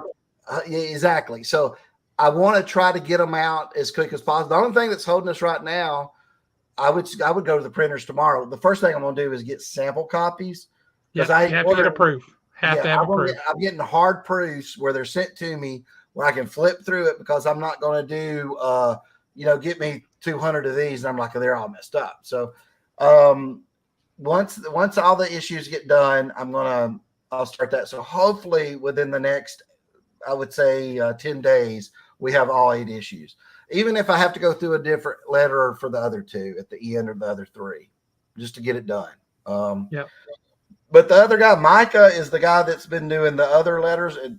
He's doing a good job. He's going back and fixing things that I asked for. So couldn't ask for anything better than that. It's just a time situation, of getting it all. Because it would be great if I could have it by the expo. I might be able to get it a little bit more press around that time too, locally, to be like, hey, we have issue number 1 ready to go here at the expo. So local guy debuts first issue of comic at local show. Yeah, I mean that's tough to beat. I will say the bigs, Marvel, DC, those guys, they will, in certain cases, IDW, for example, did. They will provide promotional copies of comics for shows that happen before street date for certain shows if certain creators are going to be there. That's not an unheard of practice. They do that, and we've had them do that for comics that have appeared at the expo. So, well, I can also do that to where, like, let's say we make a certain cover just for the expo, right? And I'm selling it there. I might be able to afford to give everybody, let's say we have about 220 backers. I want to say it was 300, but a lot of them got digital content, right? So let's say there's about 220. If I could afford to give all those 220 an extra free copy of the expo one, right? Nobody's going to complain. No one's going to complain because they'll be like, you're giving me this extra copy here. And then I could sit there and also sell it at the expo for those, 3 days and probably make with the clear conscience. More. Yeah. Yep. I never want to make it to where I have a fan unhappy. If it's something I can do, I'm going to fix it. We know if you wanted to really and truly do an expo cover, you could do like a Walking Dead cover and it be me instead of Michonne. And I've got Jeremy and Josh as zombies in chains dragging them with me. That would actually be pretty good. I love it. And it would say like a big sign on there, like to the Huntsville Expo, and that's where you're walking to. Yeah, it's where I'm taking them to right there. That's hysterical. Jeremy Long would love that. So he would get a kick out of that for sure. Then people could take it around and get everybody to sign it. Yeah, they could. Which and get CGC to witness it. Yeah. Man, there would be this sudden influx of books. That's pretty spectacular. I love it. I like that. Okay. So this dude sent me these questions. Yep. He's got a few that are personally about me, like how did I get into reading comics and stuff like this. But how long have I worked at the store? Why do I want to work at a store? But then he asked, how can someone join the community of comic book enthusiasts?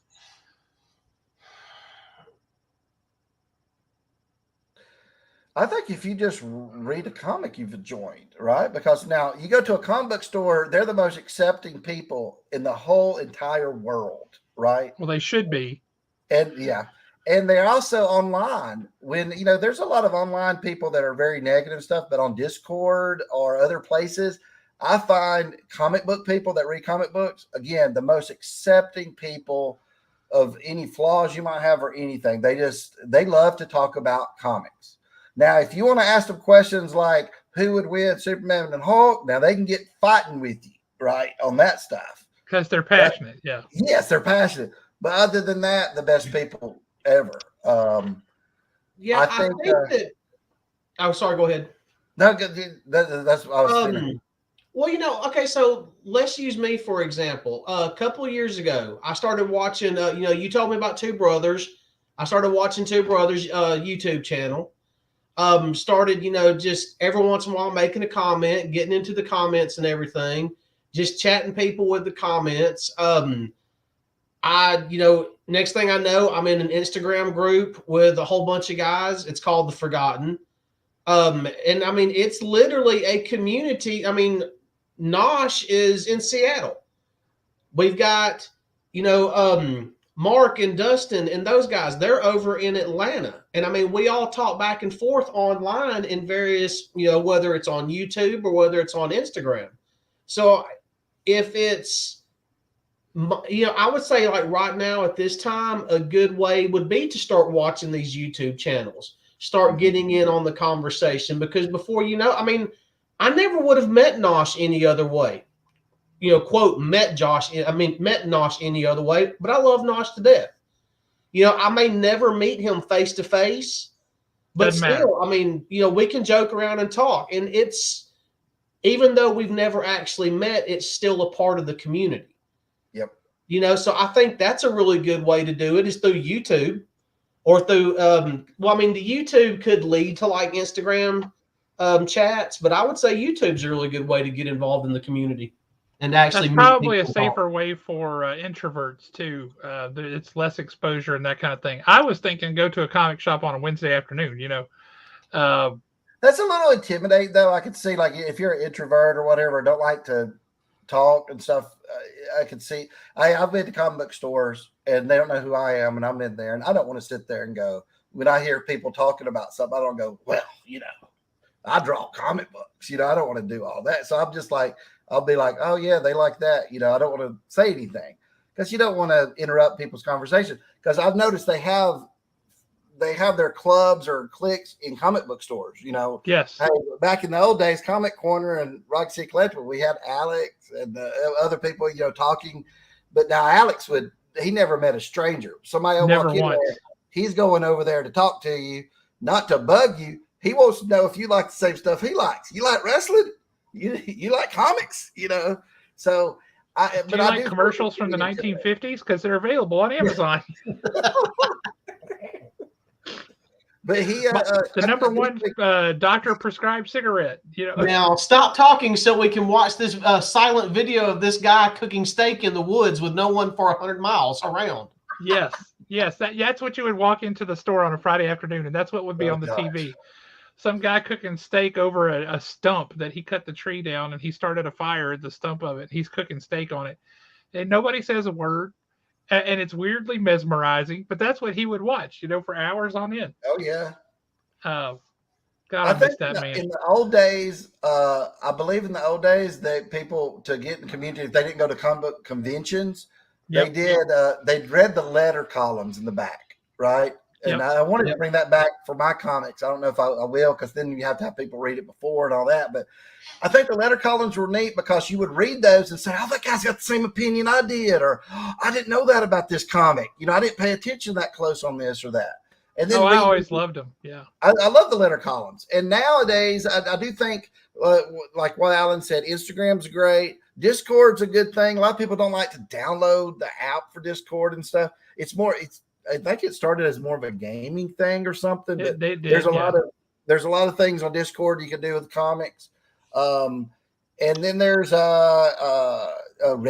I think a lot of people use Reddit to talk about comics. I know I've went over there to talk about Spawn stuff and stuff like that. But and then when they feel comfortable, then they go to a comic book store. But hey, I've never had anybody yell at me at a comic book store unless it was like I picked the wrong character. Like who's better, Daredevil or Spider-Man? And I tell Alan it's Spider-Man. Alan will yell at you. I'm not going to yell at you. I'll politely point out how you're wrong, but I'm not going to yell at you. True. That's good insight, though, to use the online forums and online availability. That's good. Yeah. Now, this next question is interesting. What do you believe are the most popular reasons people belong to the comic book reading / collecting community? That's an interesting question. It's a shared interest. And I honestly, I think it's a place where people feel like they don't have to pretend to be someone else or anything like that. They just be who they are. I know, like Joe Bob Briggs, he does a thing where he calls his guys the mutants or something, or the mutant heads or something like that. And he has a big following of, that's just people watching horror movies. But it's an accepting thing where I believe in comics. Now, I've had comic creators actually be horrible people when I was younger, and I got great stories of these famous guys treated me like junk. I mean, when I would ask them questions and stuff.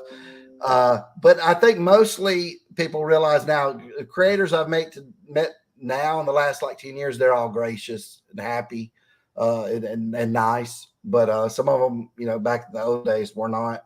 But I think people are accepting. I take it you haven't met Howard Chaykin. Nope. That's our show for the night, ladies and gentlemen. We will see y'all next week. Hey, I was talking to, you don't have thousands of people watch this, do you? So this ain't going to make it huge news. So I'll go ahead and tell you. I'm talking to Todd McFarlane, and I'm telling him this story. And I said, but I can't tell you, Todd, who this was. And I tell him, I said, man, this guy treated me like crap. And he was sitting there saying, you never need to work in the comic industry, and I was trying to get advice from him and stuff. And this is back in the AOL days, American Online. Remember? And he was just like, you suck, blah, blah, blah, blah. Todd goes, I know who it was. And I'm like, no way. He goes, John Byrne. And it was John Byrne, man. Well, yeah, that's very John Byrne. Yeah, he had a reputation. Yeah, I will say, Howard Chaykin is a character. He's an interesting guy. He has this bluff persona that, it's there and you got to get through it. But once you get to the other side of it, he has some thoughts on the art of creating comic books and the medium itself and how it can be used that were just mind-blowing. Jeff Johnson did too. Jeff Johnson had some stuff where he talked about the action that happens between the panels and how your brain fills in the gaps. Oh yeah. Like you'll picture it and you'll go, I know exactly what happened here, but nobody drew that. Well, have you ever read Understated Comics by Scott McCloud? Yeah, it's been years, but yeah. That changed my philosophy on a lot of comic books. Mike Kinney gave me that book to study. Of course, you know him. And I sure do. Yeah, but that was so interesting. I went on a podcast one time, and I was talking to some other artist, contemporary art. I don't know what he does, Marvel, DC, or something. And I was asking him because I said, hey, I'm starting to do interiors now. So I wanted to get his insight on the panels and the borders and all that. And I said, well, so when you're designing your thumbnails, are you thinking about your width between the panels? Because that means a lot, right? Because between if you were on my screen, I see you on the left side, Alan on the right, and there's a big, huge distance between you guys. But below is me, and it's very, very thin. Because that means time has happened in a different, if it's not all even, right? Mm-hmm. So there's a big separation of time between you and Alan on those panels like that. So I was asking that guy, he goes, I have no idea what you're talking about. And I was like, don't you know about this and that and storytelling? And no, never heard that. And I said, have you ever read Scott McCloud? No. I was like, you need to read Scott McCloud's book on storytelling. But I'm shocked. There's a lot of new guys. They just think, hey, it's a panel. They don't even try to, stick inside the borders anymore, like how they used to do. Now it's just like throw anything down. And as long as it's an inverted S, you're fine. But there's a lot of nuances go into storytelling with the panel's widths. I try to do that on mine. Like if you see a bigger width, that means time is different there. Like you said, what goes on between one panel and the other, if you're showing different scenes. But man, that Scott McCloud book, that just opened up my mind to so much storytelling stuff. Nick has talked about us doing like a book club kind of thing. Well, that's what we should do. That's the book we should read is Scott McCloud, Understanding Comics, and then come on here and talk about it. That's what we ought to do, Alan. That sounds like a good idea. Like let's say we could do it once a month, however y'all want to do it. Yeah. We pick that book, and then once a month we have a panel, 4 or 5 of us on here, and we talk about that book. I tell you, it's amazing. He even goes through. But of course, that's an old book, right, Josh? That thing's probably that's 35 years old. And back then, though, when he wrote it, I remember he wrote 2. He wrote that, and he wrote something before, and I remember reading that one too. But the thing was, he was talking about manga comics back then, right? Which were as big a following as there are now. How their storytelling was different, not just the reading, the inverted, left to right, right to left, but just the whole different. Just a way of the word balloons, are different the way they're done, and the storytelling techniques are so different. But man, it's great for anybody who wants to get in comics needs to read that book. or just fans of comics. It's I haven't read it in 25, Oh 30 yeah, I years. mean, I think Alan would get a lot out of it. Just knowing, like, hey, that's what this means. Because a lot of times you might not even be thinking about it when you're reading it. Yep. Yep. But That's it's exactly. a It's great book. just stuff that you internalize and process internally that you don't realize you're doing, but it's a choice by the creator that forces you to do the process it a certain way. It's really interesting. It's kind of like forced perspective at Disney World, right? The way that you think that's a 2 or 3 story building and it's not really, but the way that it was built gives you that impression. Uh, it's Yeah. fascinating stuff. All right, next question. How does a person, and this one's interesting, how does a person go about learning about the language and communication practices of the community? Is it an easy or a hard process to learn comic book terminology to participate in the community? I think So there is a jargon within the comic book community, right? Just little things, because I see people get confused when you ask them, "Do you want a bag and a board with that?" when they buy a comic and they have no idea what you're talking about. Yep. Like, what's a bag and a board? Why would I need that? What is it? You mentioned a slab. They're like, what?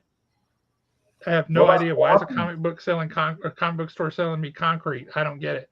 floppies? Is a new one that's come out in the last 5 years. Yeah, and I hate that term. That was not something back when I owned a comic book store, because everything was a floppy. Back then. Yeah, I despise that term. It's so diminutive and it makes comic books sound like garbage. It does. Yeah. I don't care for that term at all. And it makes it sound like graphic novels and trade paperbacks are art forms, and floppies, that's just a little, I don't like it. Exactly. But I don't know how you change the term now. I don't know who. But you just don't use it. Yeah, that's It'll true. go away. But yeah, there is a language, there's a jargon within comic books. You talk about a panel. Somebody who's never read a comic before, they won't know what that means. Splash page, yeah, all that stuff. Word balloons, thought balloons. Do they know what that is? Because we take it for granted. But yeah, there's definitely a learning curve there if it's something nobody's ever looked at or done before. I think a lot of it is intuitive, at least the internal structure of a comic book. Like, nobody told me when I was a kid, that's a thought balloon. He's just thinking that. And that's a word balloon. He's saying that. Right. I knew just it. Understood it. Yeah. You just knew it. It was intuitive. And we don't even use thought balloons anymore anyway. So I miss those. Honestly, I think it's very easy to pick up on. You just got to expose yourself to it. Read a few comic books, stop by the comic book store every once in a while, jump on YouTube. I think it would be very easy to pick up on, and it wouldn't take no time at all. But at the same time, I've also been reading comic books for 40 plus years. So to me, it is going to be easy. I don't think about that stuff anymore. Yep. Well, it's also second nature. Creators and stuff. If you're not, say you've been reading, but you don't read certain type of books like Alan might read, he might know creators and stuff, and you'd be like, man, I'm lost. I have no idea who he's talking about. So there's always going to be a learning curve on things like that. But that's actually one of the funny things about Jeremy Long. He loves comics, but he is not good at knowing who did what in a comic book. Like, unless it's a big name like a Todd McFarlane or something, he's like, who wrote that? Who did the art on that? Who was the inker on that? And I'll be telling him names, and he's like, those names sound familiar. What did they do? Like in his brain, he just can't marry them up together. So yeah, he'll send me a list of names like, who are these people? Are these people that we would want to invite to the expo? And I'm like, yes. No idea. Yes. No. And he's like, how do you know? And I'm like, because I do. I mean, how do I not know? I love the work that these people do. Like, Ron Frenz draws one of the best Spider-Mans of all time. I love Ron Frenz on Spider-Man. I'm going to know who that is. Thor. Yeah. And Thor, yeah, and Spider-Girl, just this huge list of things. But I'm going to know who that is. I just find that interesting. I'm still trying to get Larry Hama. I talked to Guy Dorian a couple weeks ago about that. They're doing that same con that same weekend. He said, did he talk to you or did he talk to Jeremy? I don't know He which talked to one. Jeremy, and they had several back and forths, and it was never clear who was doing what, where, when. I know. He told me that. He says, "Oh man, I feel like I left stranded on that. I feel bad, Bart." And I was like, because I didn't know who he had talked to, and I said, "Well, but if you can come down here." Then the last time I talked to him on the phone about a month ago, he goes, "You know what? I might just cancel what I was going to not do that other one and come down there." But if he's going to do that, he'd have need to already, you know what I'm saying? He'd have to already schedule all this and talk to Jeremy and all that. So I don't think he's going to do it now, but maybe next year. I don't know. Maybe. Just tell him to put it on the calendar because if he can get that group of folks together, that will be a headline for a show. Yes, it would. I told him he was talking about Sal, and Sal doesn't want to travel, which I understand. Sal's, I get that. Way up there, but but it was going to be his birthday here recently, and he was wanting to stay up there for that. So, but yeah, I want to have all those guys down. I think it'll be a huge event. Hopefully, they can do it next year. And let's put it this way: three of the names that he's got on his roster there are people I have been trying to get to this show for 5 years. Yeah, and I think he can deliver them because he he's great friends with them, and look at them with that. He also I can't give anything away on it, but Larry and him are about to do a Kickstarter. I can't say what it's about, but a comic book. And that's Larry's writing it, came up with the idea, did a pencils for it. Larry, draws too. And and then God did his version of on top of that with inks. Then they gave it to me. And I said, "Look, let me do this to help you guys out with the Kickstarter." So I went ahead and painted above that. But I said, "Look, if I paint exactly what you gave me, it'll be coloring it, right? It won't look as good. So let me same poses, everything, but let me add a little bit of mark to it." In which they said, "Yeah, that's what we want." So I did a version on top of that. So it's a trio. It's got Larry. So that was a thrill for me because of Larry, right? I was like, oh man, to do something like that. And I love God too. So to have him on it too. But what I just heard, Alan? I heard we're 1 degree of separation away from Larry Hama. That's Larry Hama. Yep. In my mind, I've already got it worked out where we'll be meeting at Drake's on South Parkway for lunch one day together, all of us. Larry, Mark, me. Man, I can't wait. Yeah. I can't wait. I like Drake's. Maybe if I don't know. If you said Waffle House, I'd say I like that too. Yeah. If there's ever, but I guess the con will always be in the first. The expo will always be in the first year, but you never know. Maybe Jeremy. Yeah, it's always in April. And he's got that booked solid because you have to book it with the VBC like a year and a half in advance. Okay. So he might already know about the next one. He's got dates for 2025 already.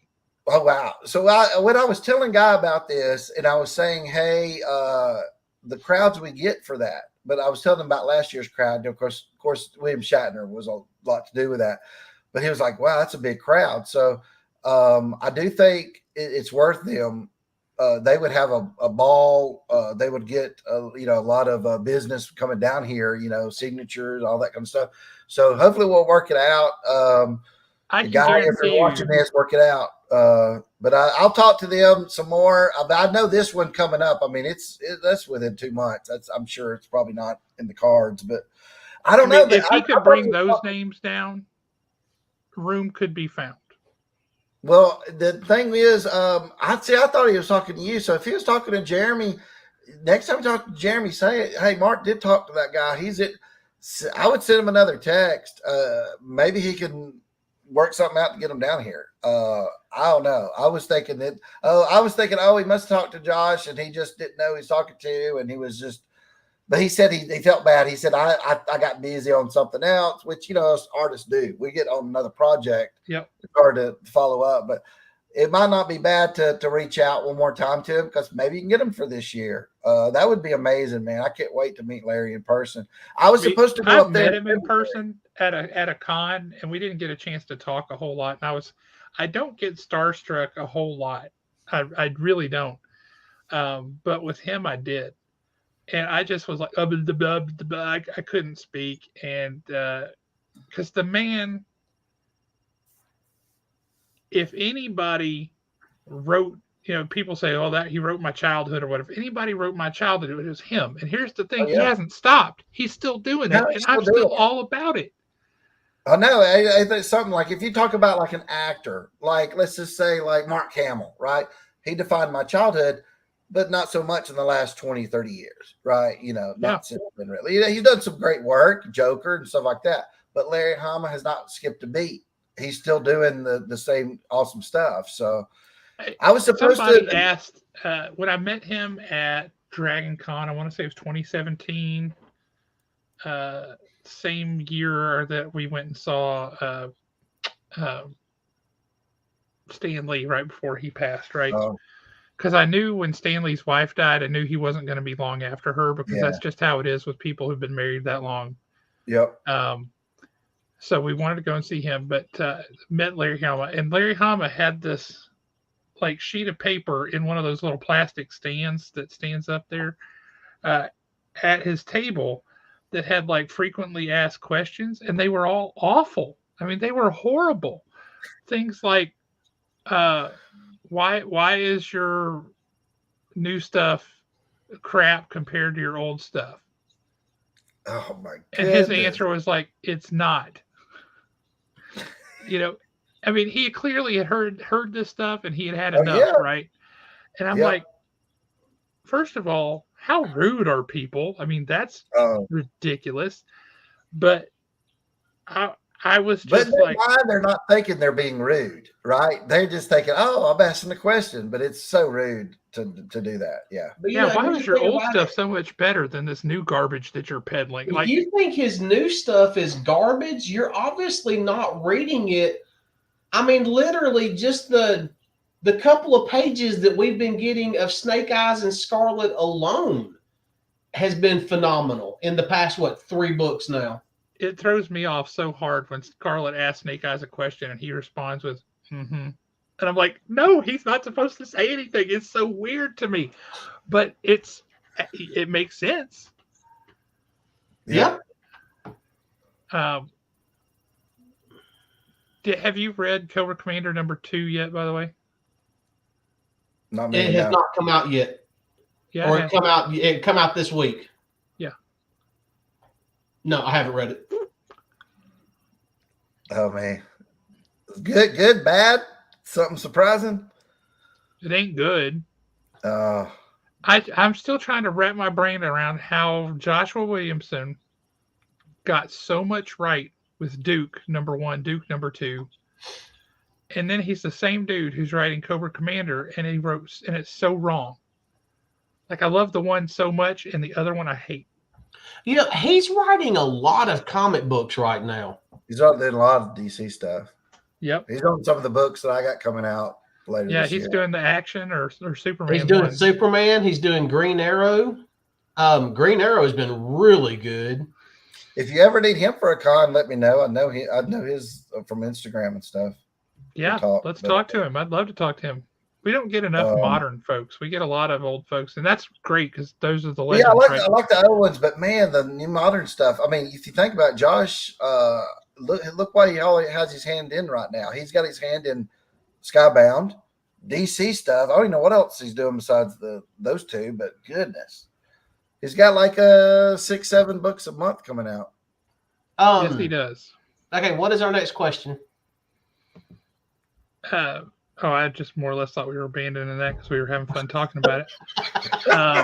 Let's help this guy out. Well, now, Josh, I was supposed to meet Larry in February. That con, though, they get the dates wrong, and then they go, no, it's going to be, because I was supposed to go to Virginia. That's that same con that they're going to be at.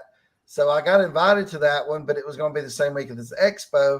So I'm sitting there debating, do I go up there and see him and set up there? Do I do the expo down here? But I'm like, dude, it's my backyard. There's so many people coming out of town, that'll come to the expo to see me. And I'm like, so I told him, I said, I'll have to pass. But I really wanted to, meet him there. But hey, maybe we can get them down here. I mean, we'll see. We'll talk about it. If I ever meet Larry Hama, he's literally going to sign it. Mark Spears gave up a weekend with me for a weekend with you. That's it. That's it. That's it. Awesome. All right.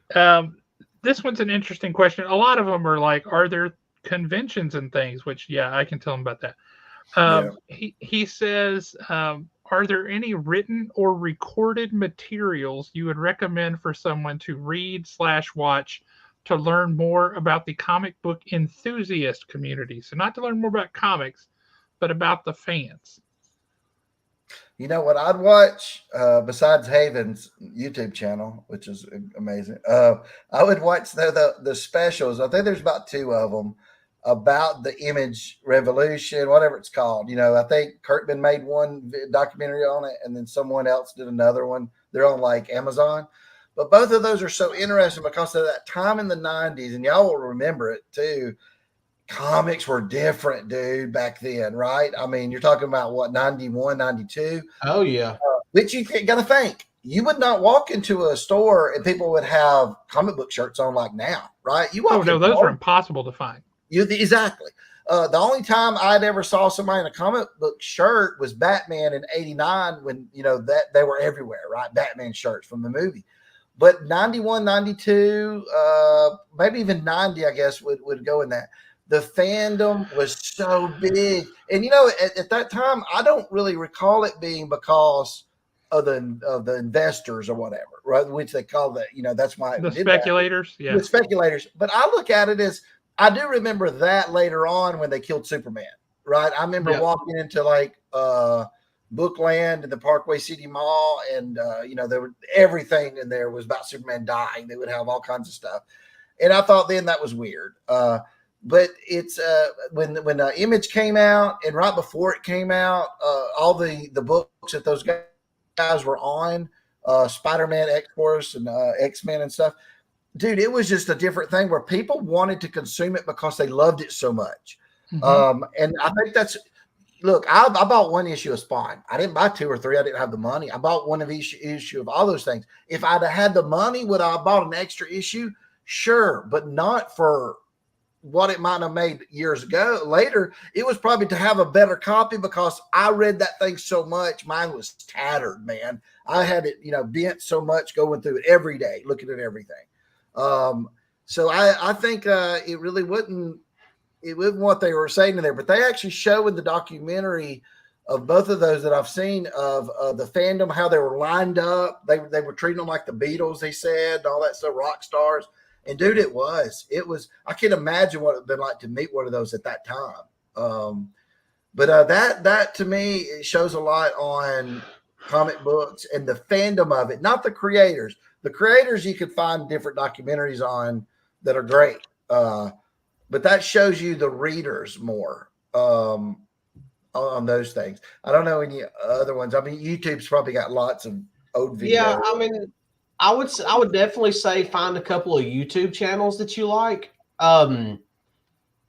You know, I mean, some people could watch us and like, yeah, I really don't like those 2 guys. Other people could watch us and like, oh, I love them. Well, I mean, it's everybody has their own taste. Right? I mean, let's be honest. Everybody's got their own taste. We may not be someone's cup of tea, so don't stop with us. Go find. I bit my tongue once. I taste like chicken. Yeah. Okay. But if you if you really and truly wanted to learn about the enthusiast, it would not be through some type of media that you would watch or read. To me, the best way to learn about the enthusiast is to go to the cons. Just go walk around, go see those people, because you're going to get exposed to a lot more, and not just the comic book reader. You're also going to see the group of folks that are dressed up like Mandalorians, or you're going to see the Sanderson sisters from Hocus Pocus. You're going to get a lot more of the fandom by actually going to a con. And I would say you get a pure look at it, not something through the lens of somebody else who may or may not have an agenda. Yep. Exactly. It's unfiltered, especially if you go to the con yourself. I like watching videos of cons, especially before I go to that con. Like, I'd like to see how they set it up and all that kind of stuff. And those are kind of interesting, but ain't nothing like being there with the people and seeing them and how they act. Well, it's like there's an electricity in the air too. That's palpable. Yeah. This palpable energy. when there's a big guest everybody's excited to see, or the panel's coming up and everybody's trying to get in there to get a seat. You don't get any of that by watching the live stream, right? I've also in the last year since I started doing like going to comic book stores and doing signings and stuff, that was just an amazing experience too, meeting people who love, those characters like Spawn and they're just so excited to because down here in the South, there's probably not a lot of Spawn artists, going around the circle and stuff. Probably So not. that was very interesting, and meeting those people is great. I've had a couple of bad experiences going to comic book stores where just no one showed up. I don't know if it was if they just didn't let anybody know I was going to show up. Other ones, man, I mean, just so many people. I got to meet so many different people, signing stuff for them, and a lot of them would bring in things I didn't even know they knew that I did that they did the research. So, but they're so enthusiastic. Comic book fans are. It's just amazing. And their attention to detail. Yes. And memory for specific little nitnoid details is mind-boggling in the best possible way, because they're like, no. Remember this? I mean, heck, I did it earlier today, right? Talking about that one page that Justin Ponser did, or that one page that perspective panel that Luke Ross did. Just those little things are stuck in your brain, and you remember it. And part of it's due to the way the medium is constructed, right? It appeals to the left brain and the right brain, and you get those images that sit there and you see how those things go and you remember them. But I find it really fascinating. I would love to have more of an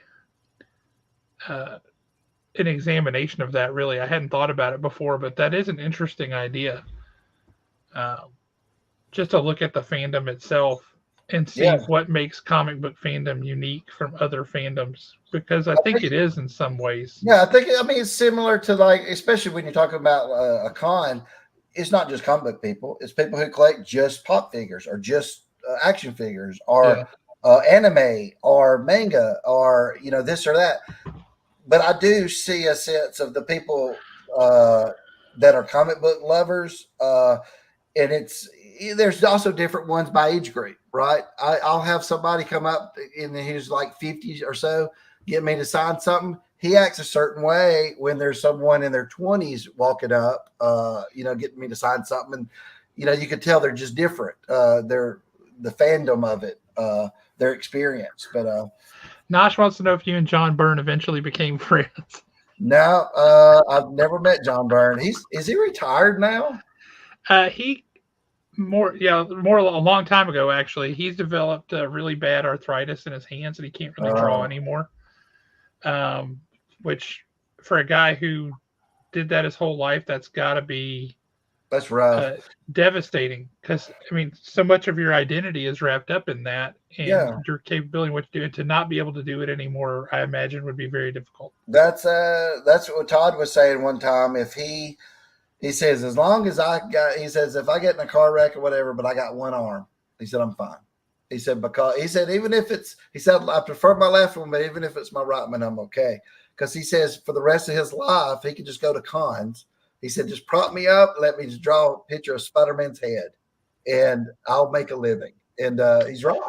You know what? I've seen more or less that exact same scenario play out. I went to Wizard World Chicago 2005, I think, and Martin O'Dell was there, creator of Green Lantern. Oh, the original Green Lantern? The original Green Lantern. Alan Scott. Yeah. Are you talking about okay. Yeah, the original Green Lantern. Yep, Martin O'Dell is there. Yep. Tiny little old man, wizened, lean. He's gone aerodynamic. He's all hunched forward, and he's in a wheelchair with a writing art table kind of a thing attached to the wheelchair. And his wife is still pretty with it and gregarious and talking and all this stuff. And he's all hunched over. He can't hear you. She has to translate for him and for you to him and all this. But he could draw that Green Lantern, the actual lantern itself, and sign it, Martin O'Dell. He drew one for me. And Green Lantern was always one of Damon Hawk's favorite characters. And he drew one for Damon Hawk. Um, Green Lantern, and he made it out to Haven Comics for me, and Green Lantern, Martin O'Dell, and I have that. But he was exactly in that situation you're talking about. He couldn't do anything else, but he could still do that. And people would come out and they'd get him to sign stuff. And I tell you what broke my heart though was I came back the next year, and here he was sitting in Artist Alley, and his wife had passed. Oh wow! And so he's just sitting there, and nobody's coming and talking to him because nobody. He can't hardly hear you. Right. And nobody could, they just didn't know who's that guy sitting there. And so people were ignoring him for hours. And I ended up sitting there and talking with him for 3 or 4 hours because I can talk real loud. And I think he liked that. But it was heartbreaking to see him without her. And like if you you'd said, met they him the don't year live before, you would have long. sworn he was going to go long before her. They don't live long when their spouse passes away first. No. Where they've been together for a long time. So yeah, but no, he that was really sad to see. That really, really was. But well, you got to know though, that's for an artist, writers. I guess it's different, but that is our retirement, basically, right? Yeah. Is to basically hopefully you have the health enough and just enough of fame that someone would still want your picture of whatever you were famous for 20 years, 30 years down the line, right? And they'll be like, oh, I still want, Mark, will you draw me a little sketch of Spawn? Here's $20. Because there's no other way. They're not going to hire you to do any work, if you couldn't even probably do it at that time. Well, I tell you, Ramona Frayden just now retired. Oh, really? She's been in a nursing home for years, but she's still been doing commissions. Wow. She's 96 years old. Wow. She just retired. Before he died, Joe Sennett, one of the best inkers of all time.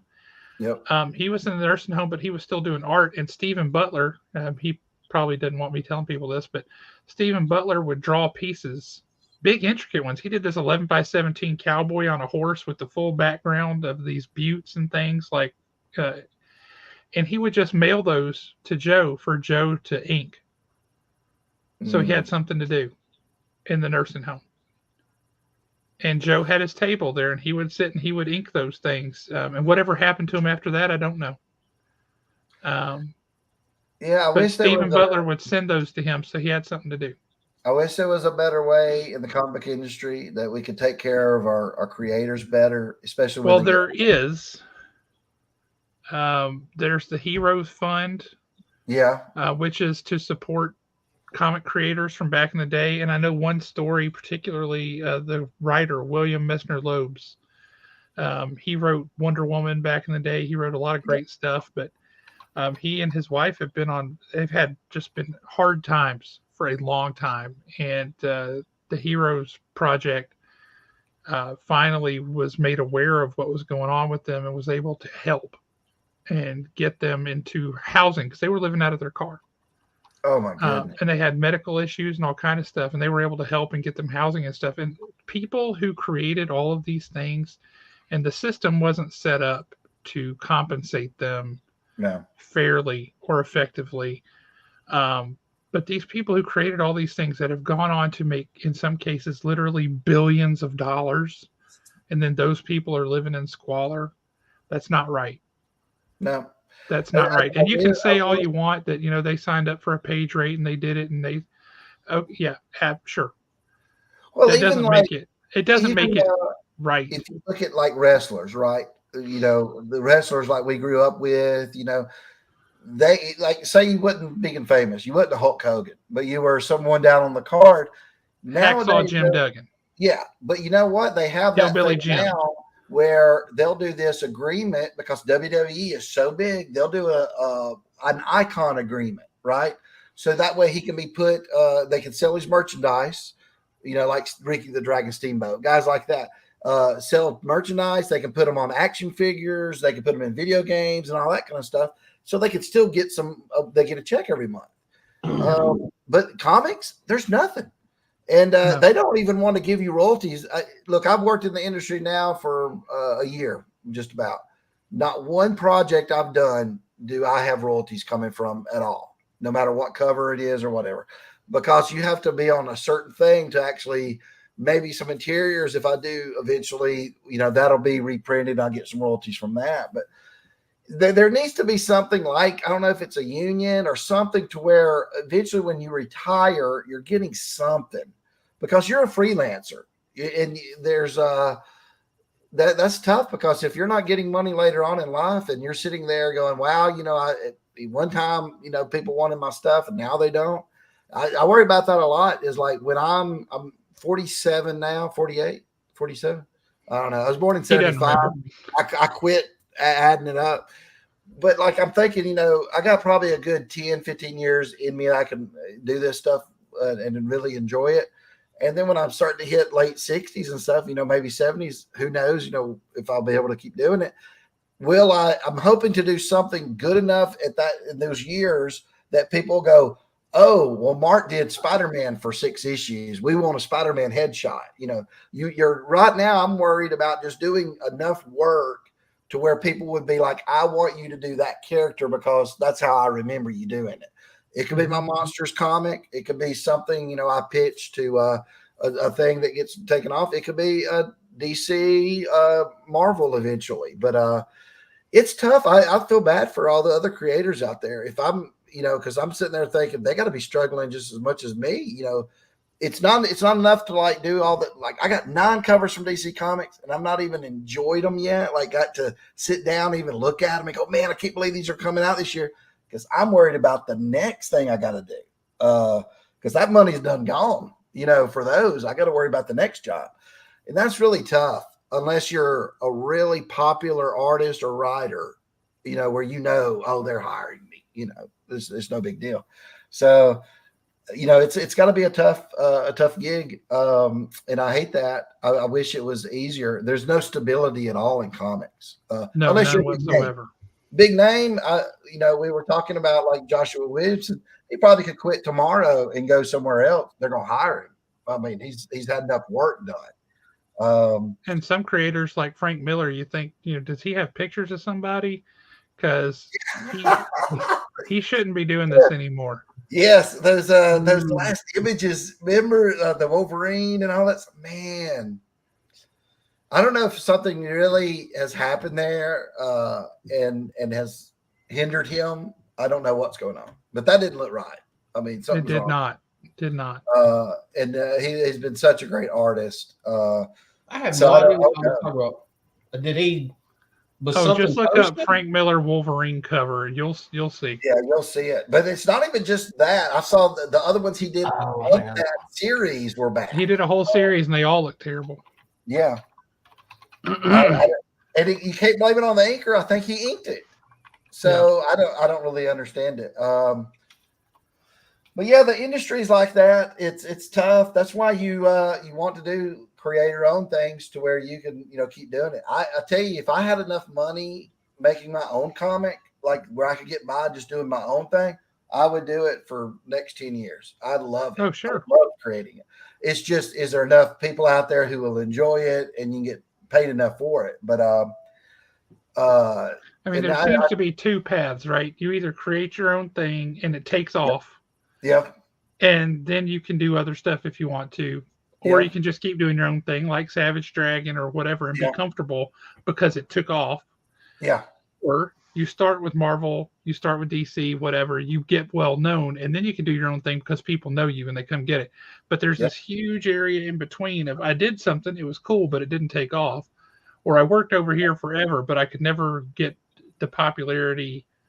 Like, I don't know, what's his name? Salvador LaRocca, for example. Fantastic artist. He's great. But I don't think his name is one that people will jump out of and go, oh, well, I got to see what that guy's going to do on his own. Right. Would his name be sufficient? So there's the guys of that caliber who are fantastic, may not be able to do it. But so there's this huge swath of people in between that, and it's the vast majority, right? It's the bell curve of very few people, a whole lot of people, very few people that have that it takes off and they're able to just do the thing that they want to do for a living. Exactly. It's very difficult. Very difficult. Oh, and I think that Frank Miller did a fantastic job if he was trying to draw the feral kid from The Road Warrior. Yes, yes. That's true. It does look like that. Yeah. The feral kid. Well, guys, I hate to do it, but I've got some work I've got to get done tonight, and I got to go. I have Me got too. one more question right quick, and this won't take just a second. And Josh, you'll probably want to hear what this is. Based on my astute observation skills and my ability to dig for the truth, what's that spawn there behind you, Mark? What you got going on back there, brother? Well, I officially can't show that, but if You've y'all been showing it for 2 damn hours. happen to see something behind me, it might be something to deal with Rat City cover for Spawn that'll come out probably later this year. That hasn't even been released yet, right? Rat City. No. It's the future Spawn. They call it like the Cyber Spawn or whatever. Mhm. But that's that. Yeah, it's hard to see. But yeah, because I can't get in trouble. But that was tough when they redesign suits and they're like Iron Man and stuff, and they just make one guy will redesign it and make it so intricate, right? He'll spend a whole day with the tubes, just doing all this, and then you have to sit there. They don't think about, hey, now you got to draw this thing and all these panels and all that kind of stuff and turn it and all that stuff. I don't think people think of that. There's a reason why most comic book superhero costumes are fairly simple, really. Yes, it is. There's a reason for that.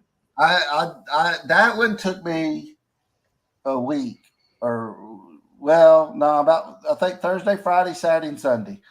And I did a salmon twitch at the same time. Salmon twitch, I got done like that. You know why? Because it's salmon twitch. It's just it's two human guys. So I will say this, the salmon twitch cover, if you remember my because I can't really show it. They didn't tell me when it would come out. I'm hoping those will be out in the next couple months. My Gunslinger cover that has the cat on it? Mm-hmm. The cat will make a reappearance on that Salmon Twitch cover. I snuck it in there, and they didn't say a word, so the cat's coming back. So nice. But, man, this was fun, guys. Thanks for having me back. Always fun. We'll have to all get our copies of Understanding Comics and come back into our book club. Yeah. Anybody that wants to read along, you can get a copy of it online. It's not hard, and we'll do a read along. I'm interested in that. Yep. That sounds great. All right. Well, much appreciated, guys. I know we ran long tonight, so thank you to everybody who stuck around. Y'all are all cool. I don't care what Mark says about you. That was Alan. We will catch y'all next time.